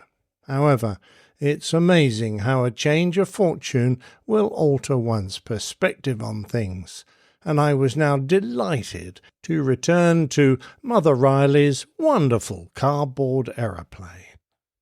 We climbed through the overcast, looking for a break in the cloud to do some visual manoeuvring, but pretty soon we realised that it was solid all the way up to the moon, so settled for doing some practice diversions to local airfields, like RAF Valley, Blackpool and Liverpool, and then returned to Wharton for some circuits. I hadn't seen much of these diversions, just a runway in the rain, as the weather was getting awful, so we decided to head home. We descended over the sea just off the coast, and Jim Stuttard, a company navigator in the back, guided me visually through the unfamiliar countryside to Wharton. I was down at a couple of 100 feet in the murk, so the only circuit I could realistically fly was a low level to land. Normally flown at 500 feet, we crept around at rooftop height while I tried to guess where the runway was. With a sigh of relief, I spotted the lights coming out of the gloom, slammed the poor jet down onto the soaking runway, and that was that. Everyone seemed perfectly happy, and the very next day I was off and running on my first mission, but not quite as I expected. The flight started with a conference attended by all the aircrew and engineers from all the departments involved. Everyone had detailed kneeboard-sized flip notes with everything we would be required to do from start to shutdown. Every switch setting, every checklist, every maneuver, every flight parameter was there, and if you started on page 1 and worked through to the end page, we would have accomplished absolutely everything required. Surprisingly, on this first mission, I was flying Zulu Alpha 101, which was also known as G Hawk in its civilian registration. This was only the 8th Hawk ever constructed, and first flew in 1976.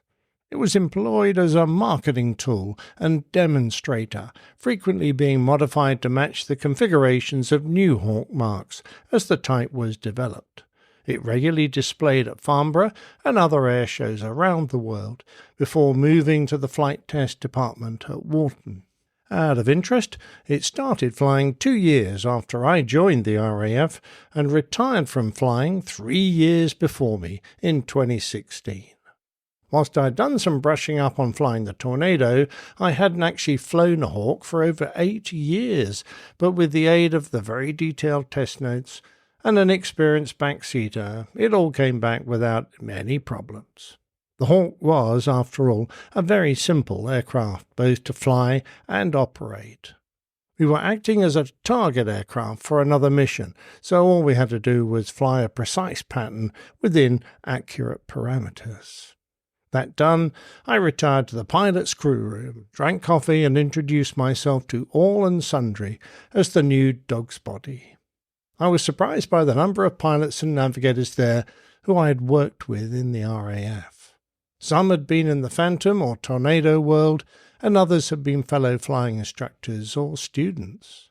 I began to realize that the pace of life was very dependent on how the development of a particular project was going, and there were often several days between flights as data was analyzed and fixes worked through until the next stage could be tested.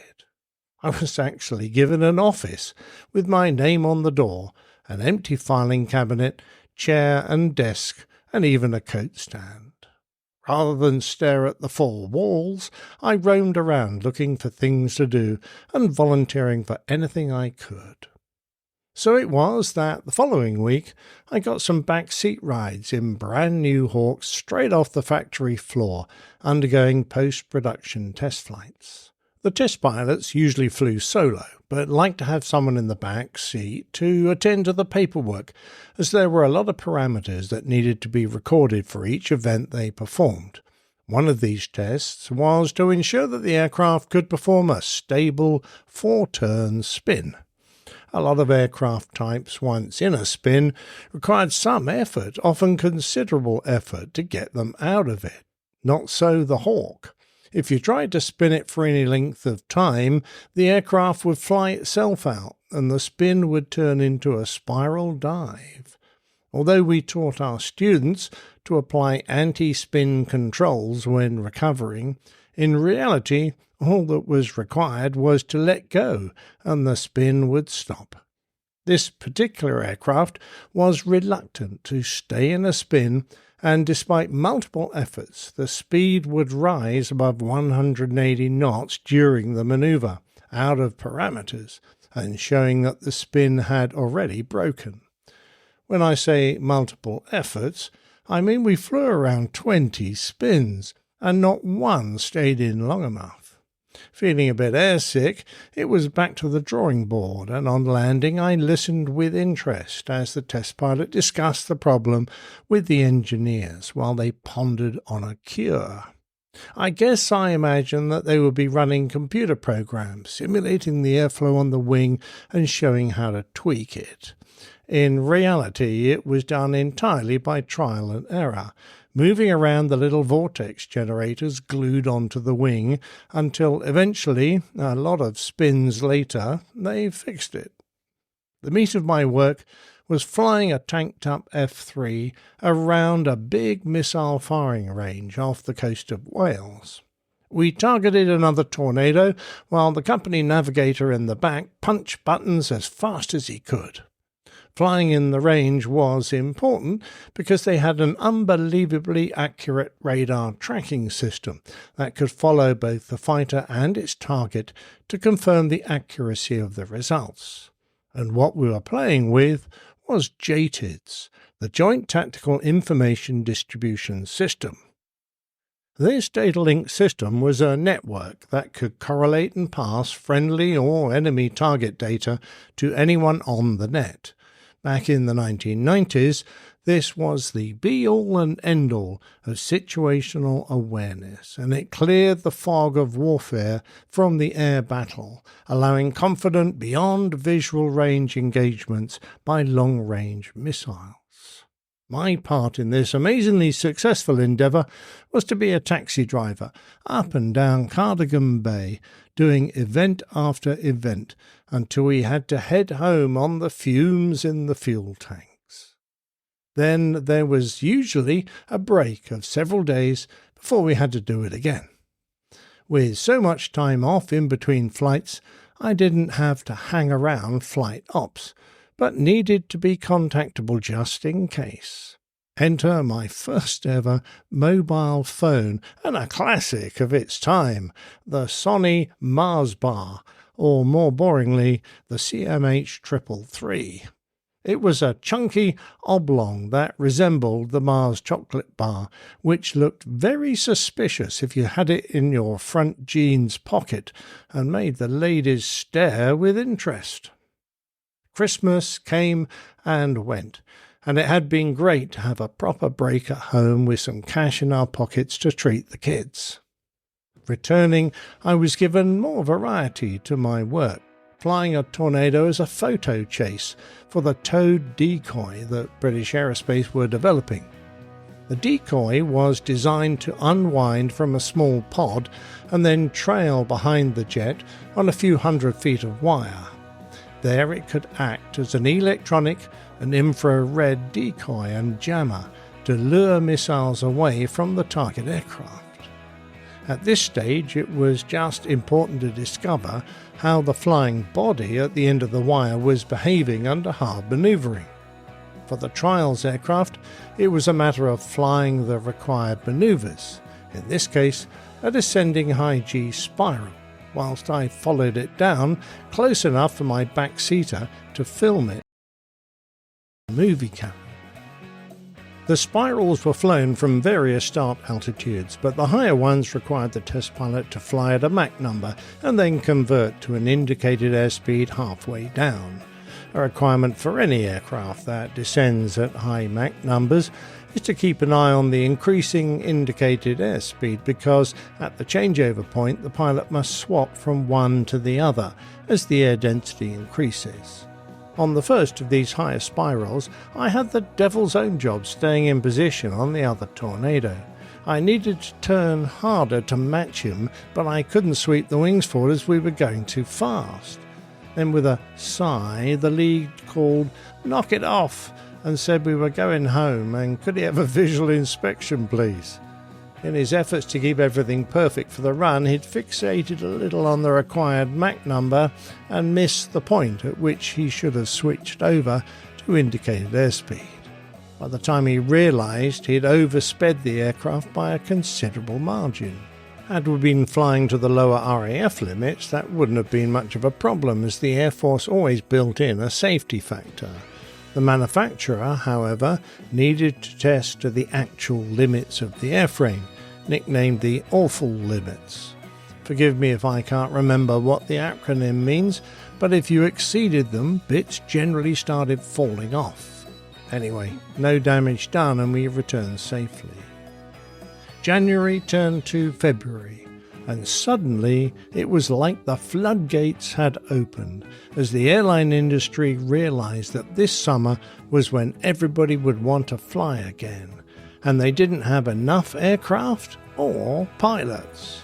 Offers of interviews came thick and fast, and all of a sudden I could pick and choose who I might want to work for. But more of that on the next Plane Tale.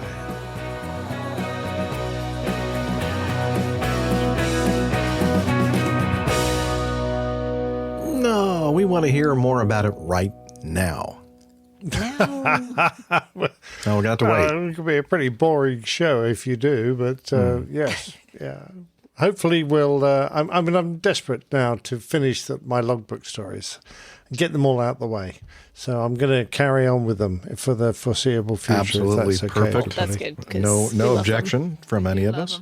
I need to know more about the lady that had the Mars bar and the infrared radar that you were talking about. That's May West, isn't it? That's maybe I West. misheard that. There's something about maybe it meant infrared. I heard nymphored.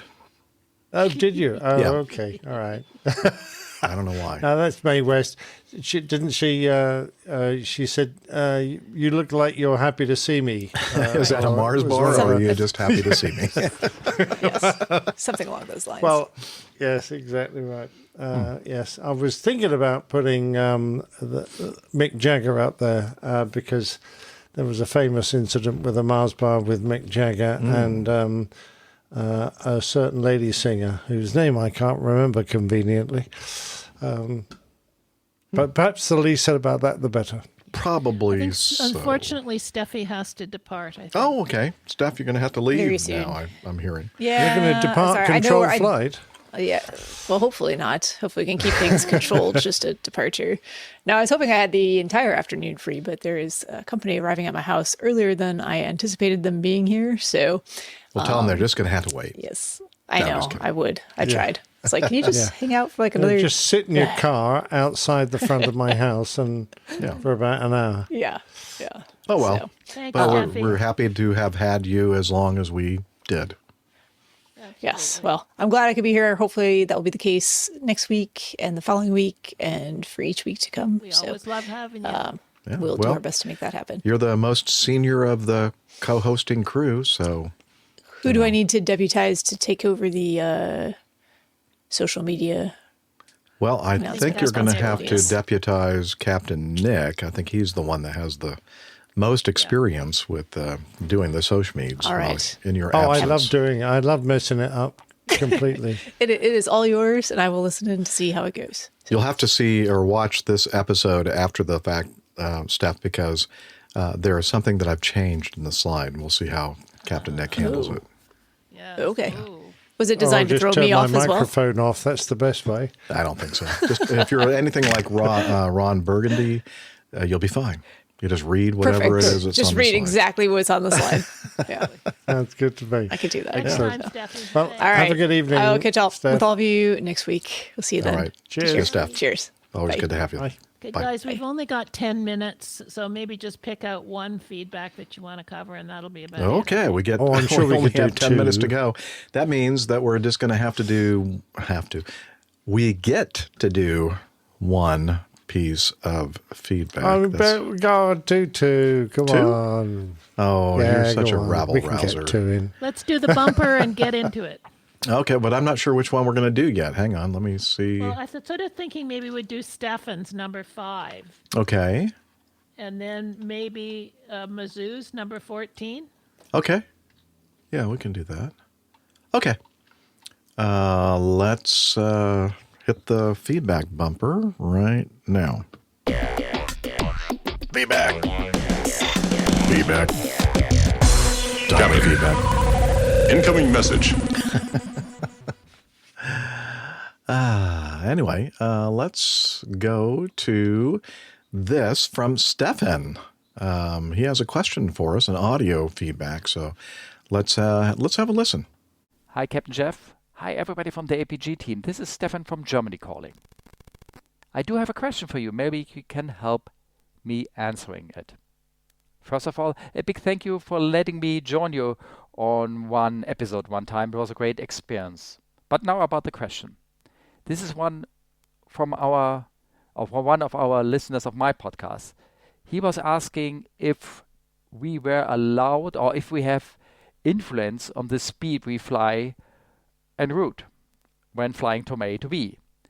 And so I was of course recalling when I was flying how it was handled, that we do have an operational flight time which was calculated with a standard cruise speed.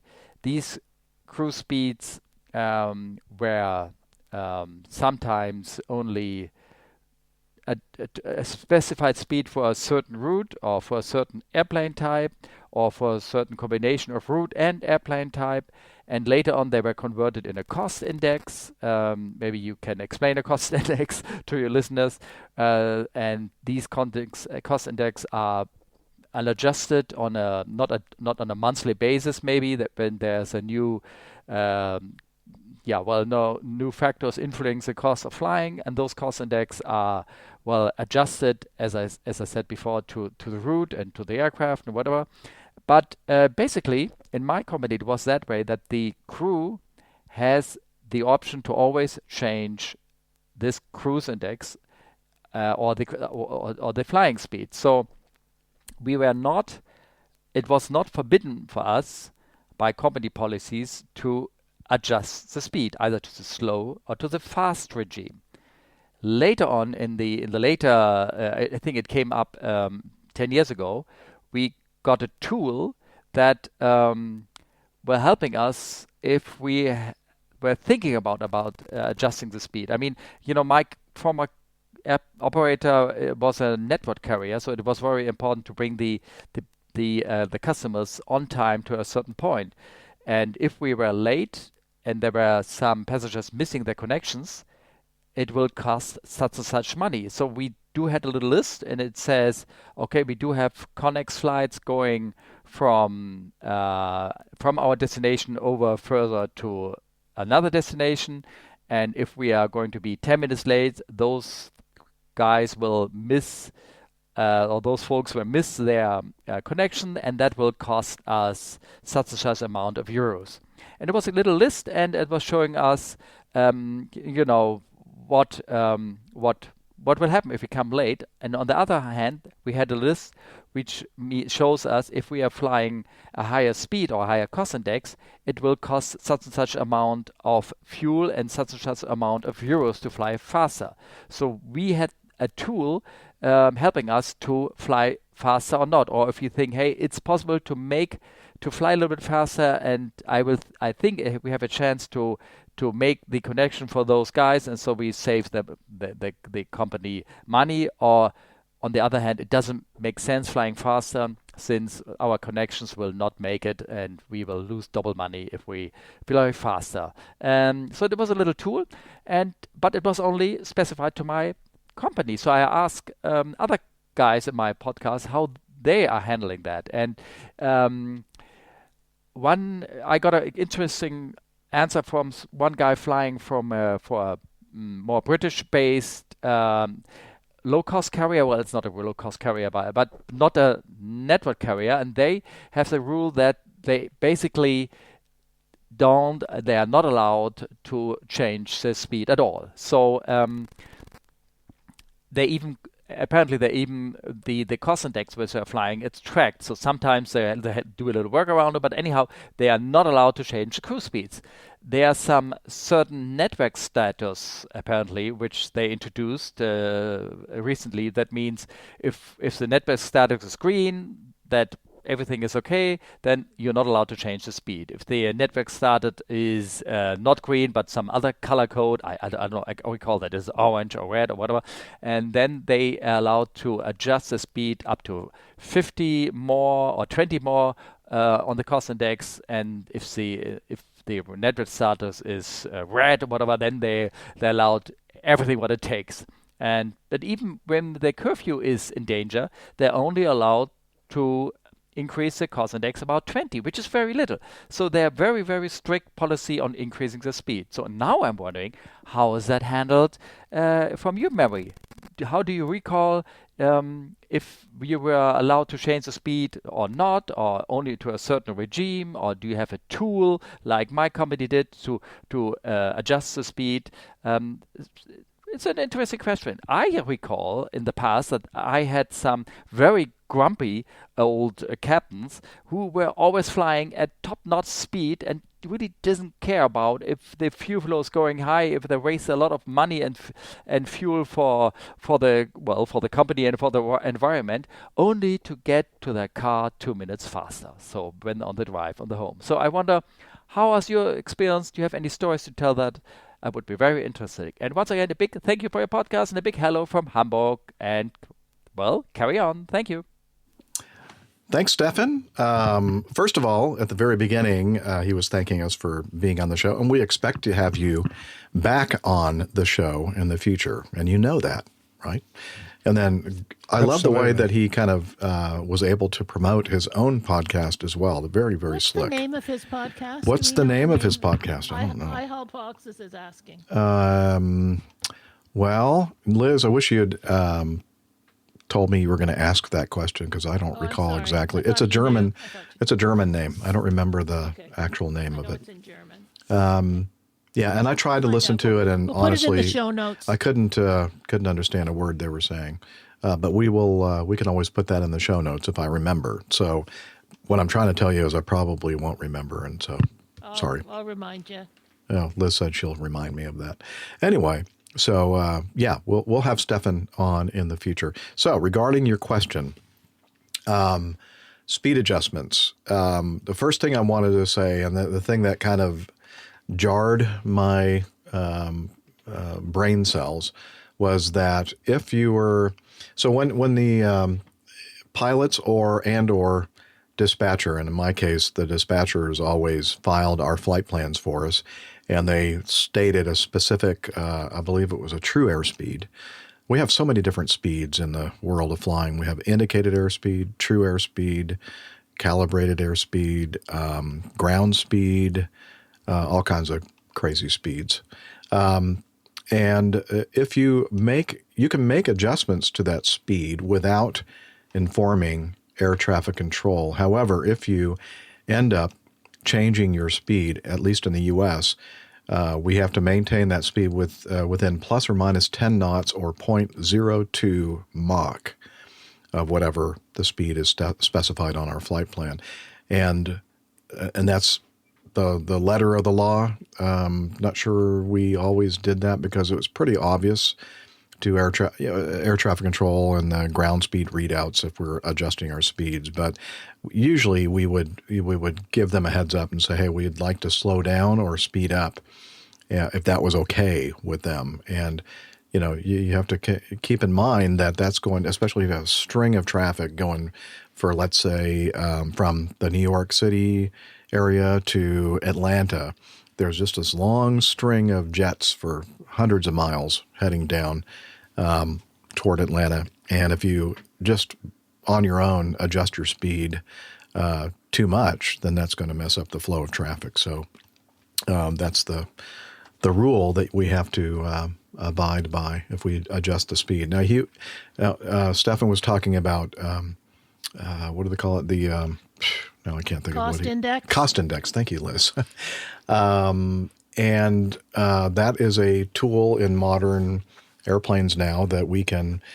And again, the dispatcher at my company always would tell us what cost index number to input into our flight management computer, and you could sometimes tell from the number that they've proposed for your flight what is happening with the winds en route, et cetera. So if for some reason you had a really, really strong headwind, it wouldn't be surprising to see a cost index number pretty high or well above the one that you would normally see. And just off the top of my head, I'm thinking usually we would see cost indexes around 10 or 20 or 15 or something like that. Again, it's been a while since I've dealt with cost indexes. And then sometimes you would see a cost index of 0. In other words, hardly any headwind or maybe a very strong tailwind. And the reason why they'd have the 0 cost index would mean that they want you to fly a little bit more slowly because you're going to get to the big airport with your gates too early. And that is sometimes more of a problem, more of an issue than getting there late, because when you are at a big hub like Atlanta or Chicago or New York and you arrive there, half an hour early or whatever, that may not be a good thing because they may not have the gate available for you, and that means you have to sit there and wait for the gate to become available. And I have found, anecdotally, in my 35-year airline experience, that passengers don't seem to be bothered when you have like an en route delay, like a holding or whatever, and you get to the destination a little bit late. But if you end up getting there, let's say half an hour, 45 minutes early, and then you have to make the announcement saying that, well, welcome to Atlanta International Airport. Hope you enjoyed the flight. We're going to have to wait for a gate to become available. And that, I have found, is very irritating to the passengers because they've arrived at their destination. They're ready to get a move on and, maybe grab a bite to eat or do something in the terminal before they catch their next flights or whatever.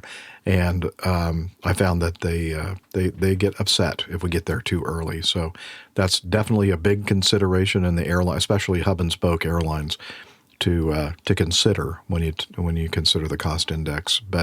And the last thing I'm going to say, and I'm sure that Captain Nick has a lot to say about this, is that if we were on our last leg of our trip, it was not unusual to see a cost index entered at 100 or higher.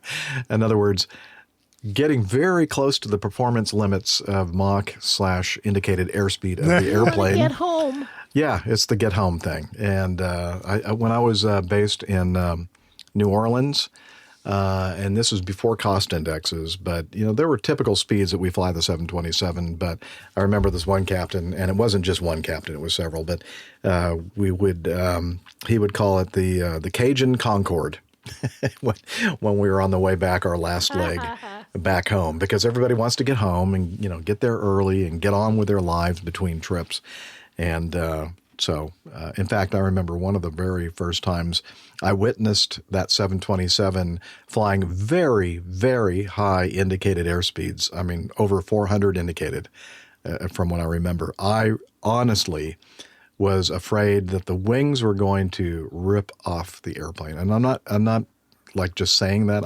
I really had this concern that the airplane was going to fall apart, like Captain Nick's plane tail, talking about pieces of the skin peeling off, and worse. And that's when I got a real appreciation of the 727 and how fast it could really go and how much it could really withstand. Although it wasn't comfortable, honestly. I mean, that airplane was very noisy in the cockpit, and when you're going above 400 knots indicated in the descent, it is almost deafening. So anyway, so that's my little spiel about airspeeds and making adjustments to airspeed, making adjustments to cost index. Oh, I guess I should say one more thing, because he was asking us about what the policy was regarding that. And honestly, in my experience, I never requested from my dispatcher an adjustment of the cost index. I just did it kind of, what's the word? Unilaterally. Surreptitiously. Yeah, I just did it. Well, yeah, no, that's not it. That's a good one. That's what I should say, but I did it on my own. I didn't ask anybody's permission to do it. So, You're flying solo. Flying solo, yeah. Anyway, so Captain Nick, enlighten us about cost indexes and policies and that sort of thing. Well, yeah, it's a big subject. Cost index, for the definition of it, is a ratio of the time-related cost of an airline or an aircraft's operation and against the cost of fuel. So you could add the whole cost of the leasing the airplane, if that's how you've got it, or perhaps paying the mortgage on the airplane, and all the costs of the navigation fees, everything that goes into the departures, the arrivals, the landing fees, all that, everything that goes into the operation against the cost of fuel. So, and they come up with a number. And quite honestly, as the cost of, when I first started flying, it wasn't really a problem. Everyone flew around as fast as they wanted. But as the cost of fuel became such a major factor in an airline's success, they began to really hone in on what cost index we were flying, and particularly when you had a good tailwind and you didn't have to fly fast. You could fly at a lower cost index, fly slower, still get there at a good time.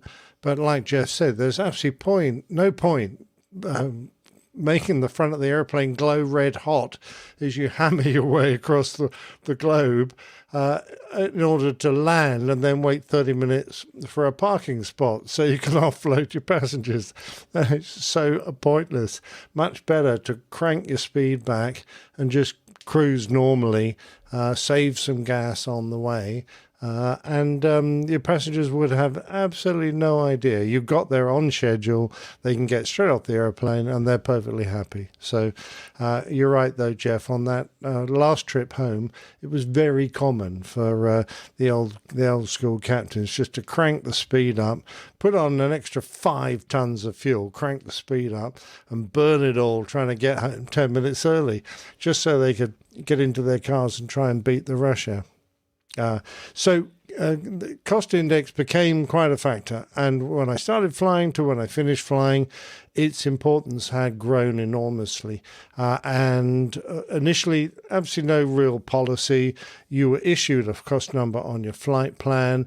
You tried to fly to it, but if you wanted to adjust it because you had a bit of a headwind you weren't expecting and you wanted to make up some time, or for whatever reason, you didn't really have to provide one. You just did it. By the time I left the company, they had a whole fuel committee whose job it was to do nothing but examine the fuel consumption of all the flights, and you were presented with a whole raft of data about how much fuel had been used on previous flights, etc., and an idea of when you're going to arrive and when it's sensible to arrive. So you were given more information, so you could, if you wanted to vary the cost index, you could do so, but it had to be for the company's benefit. So, and they were really concerned. Sometimes they would allow you to crank up the speed, because you're quite right, if you want to make a connection, because you've got 100 passengers on board that need to get onto the flight that is currently waiting for you to land, because the passengers are coming from India and then going on to America, and you're trying to get them and all their baggage onto the next airplane, then you'd, of course, throw all the cost index worry out of the window and you cruise as fast as you physically could. But a lot of the time, the company would go, now, particularly if there was delayed a flight, an hour later or two, they would go, no, we're not interested. No, you can't. So we would ask permission and they go, no, you can't wind up the cost index. But it's a very interesting thing. And of course, I think the longer you get in the tooth, the more you realize, and the number of concerns your company has had in the past about going bust. And it happens more often in Europe, you can imagine, compared with the States, where we don't have Chapter 11 protection. That is so important to keep your company still working. Everyone wants a job. And eventually, you manage to persuade even the old stick in the muds that it's not worth wasting that fuel getting there to save 5 minutes. And of course, quite honestly, you go into somewhere like Heathrow, you're going to go around the hold for 20 minutes, whether you get there early or not. So you're still going to end up a bit late. So it doesn't make a lot of difference in the long term. And more, and of course, in your experience, you're doing all the long haul stuff, and the cost index adjustment makes a much larger difference than the Absolutely. kind of short to medium haul stuff that I was doing. But, you don't want to shoot yourself in the foot, as you say. I mean, to burn extra fuel just so you can get home 10 minutes early. Really, you have to think about how smart that is, really. Exactly right. But the other thing I was going to say that I'd just forgotten, oh, well, it was profound. Just let me say that. Steffen's podcast, Come Fly With Us? I think you're right. Steffen's podcast is Come Fly With Us, in German, whatever I don't know. IHOL boxes. Can you tell us what "come fly with us" is in German? And then I'll try to pronounce that. And then people will have something to search for as far as listening to Steffen's podcast. Yeah, the darn it, man, I had a thought there for a moment. Well. It's gone. A fleeting thought. A fleeting, yes, is definitely fleeting. Anyway, okay, so much more you can say up. about cost indexes and all that kind of stuff. But it's everything is so regulated now with at least with the national airspace system here in the U.S. that regardless of what you filed for, what the winds are doing, whatever, air traffic control is just going to say fly 0.75 and don't do anything else until I tell you. It's like, okay, so everything just goes out the window, so. Yeah, I must admit, it was so nice going around, say, Africa or across the Atlantic when you could, negotiate your speed and you had freedom to basically, fly as regards air traffic control, fly at speed of your choice. But yeah, coming to the States and you realize just what an amazingly busy piece of airspace it is everywhere. And you're, going to get a lot of speed control. So your concerns are taken out of the equation. Yeah. Very good. I hope that helped, Steffen. And according to IHOL boxes is "Komm, flieg mit uns." "Komm, flieg mit uns." How'd I do? Yeah, close. I only had 1 year of high school German, so it probably wasn't even close. But I'm going to give myself a bell ring anyway. Absolutely. Yeah, because good for you. Let's wrap it up. Okay, time to wrap it up. Yay! Time to wrap it up. AirlinePilotGuy.com is our website, and there you can find information about. Probably outdated information about the crew, because I never think about it until I'm doing this part of the show every week. Find out about the crew, the community, merchandise, the library, more information about the plane tales, and the calendar, and so much more. Just check it out, AirlinePilotGuy.com. And thanks to our IT professionals, Dan and Erwin, who have helped with the website hosting and all that jazz. So thank you so much to them. I can't tell you how much I'm indebted to you all for that. And we are also on the social medias, and Captain Nick is going to tell us all about that. Oh, we got a new social medias page. We're on Facebook. So... which is Meta, just a little in bit case of a you're trying to work it out. Facebook.com/AirlinePilotGuy, all one word.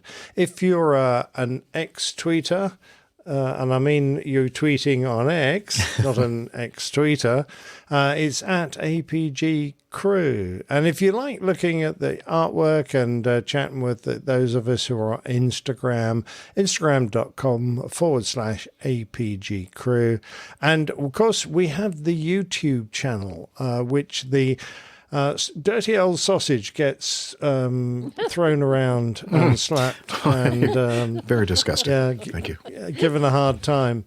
So if you go to you can find out all about the making of the show if you go to youtube.com/@airline pilot guy. Yeah, that's their new thing they want you to do. Streams. You could do it without the ampersand, but YouTube wants us to start using the little @ sign. Okay, so let's be good people. Yeah. youtube.com/@airlinepilotguy/streams. Yeah, if you don't put the streams on at the end of it, what happens is you go to the homepage of our YouTube channel, and then you'll see videos that we've done like years ago. It's not in the order of the live shows that we normally put out there. So if you go to the streams page, then you'll be on the live videos page, and you'll see the recent episodes there. So cool. that's why the change. Okay. Who's in your bathroom? I don't know. Let's see. Yeah. Oh, there you go. I can hear them in my. Don't use too much of my water, please. Can you tell us about Slack? Okay, but I'm dripping wet. I mean, I only have like a 50-gallon. I don't even know if I have that much. No, I think it's only like 36, 37 gallons of fresh water when I'm not connected to the city water supply. So, give me a break, man. He takes long showers. Yeah. Yeah. Anyway, we're talking about He's Hillel. got a lot to wash. Yeah, well, okay. Or you got to make sure you wash it very thoroughly. That's what I've been told. Those crevices. Yeah, well, okay. Moving on. So, yeah, come over here into the up to the microphone here and tell us all about Slack. APG listeners, please join us on our Slack team. Slack is a communication, coordination, and sharing platform that works on your mobile, laptop, or browser. On Slack, we share news and ideas, we suggest episode and Plain Tales topics, we plan events and meetups. To get into the Slack team, please email me at slack@airlinepilotguy.com. That's SLACK, Sierra Lima Alpha Charlie Kilo @airlinepilotguy.com. Or send me a tweet with your preferred email address to @Hillel, and I'll send you an invitation. That's Hillel, spelled Hotel India 11 Echo 1, and see you in Slack. Thanks a lot, Hillel. Where's the soap? It's in the soap dish. Actually, I don't have liquid. It's in the crevice. Well, I won't be using the soap. Go ahead and take it with you. It's all yours. Yeah. Actually, I've been using liquid soap lately. That less I thought residue. you didn't like that. I don't, but I've gotten used to it, Liz. I don't like very short, like military showers either. But, Right. that's the reality of It is what it is. living with limited water. You need a night in a hotel so you can I take do a need a night in a long hotel, shower. Liz. Oh, man, do I. Okay, well, there you go. There is our lovely producer, Liz Piper. Thanks for all the work that she really does Bye, do Liz. a lot of My work behind pleasure, the scenes. guys. Thank you so much for Well that. done. We love you so much and appreciate all your hard work. And Love you guys too. finally, we'd like to wish you... Oh, wait. I guess Okay, stop cheering. Okay, stop. They're Okay. cheering the Hillel being in the shower. Ah, yeah, that's they must have caught a glimpse of him without his towel. I think so. Yeah. Okay. Yeah, you thought that Mars bar was something. All right. No, Hey, just before yep. you sign off, Mhm. a pilot NL says you nailed it with the German pronunciation. You nailed it. Well, thank you. Thank you. I appreciate Nailed that. it. I try. I really do. And as I always say, ask anybody who knows me. I'm very trying. All right. With that, wishing you all clear skies, unlimited visibility, and tailwinds. Take care and God bless. Bye, everybody. See you next time. Yeah, he's up in the sky. It's the airline pilot guy. Good day.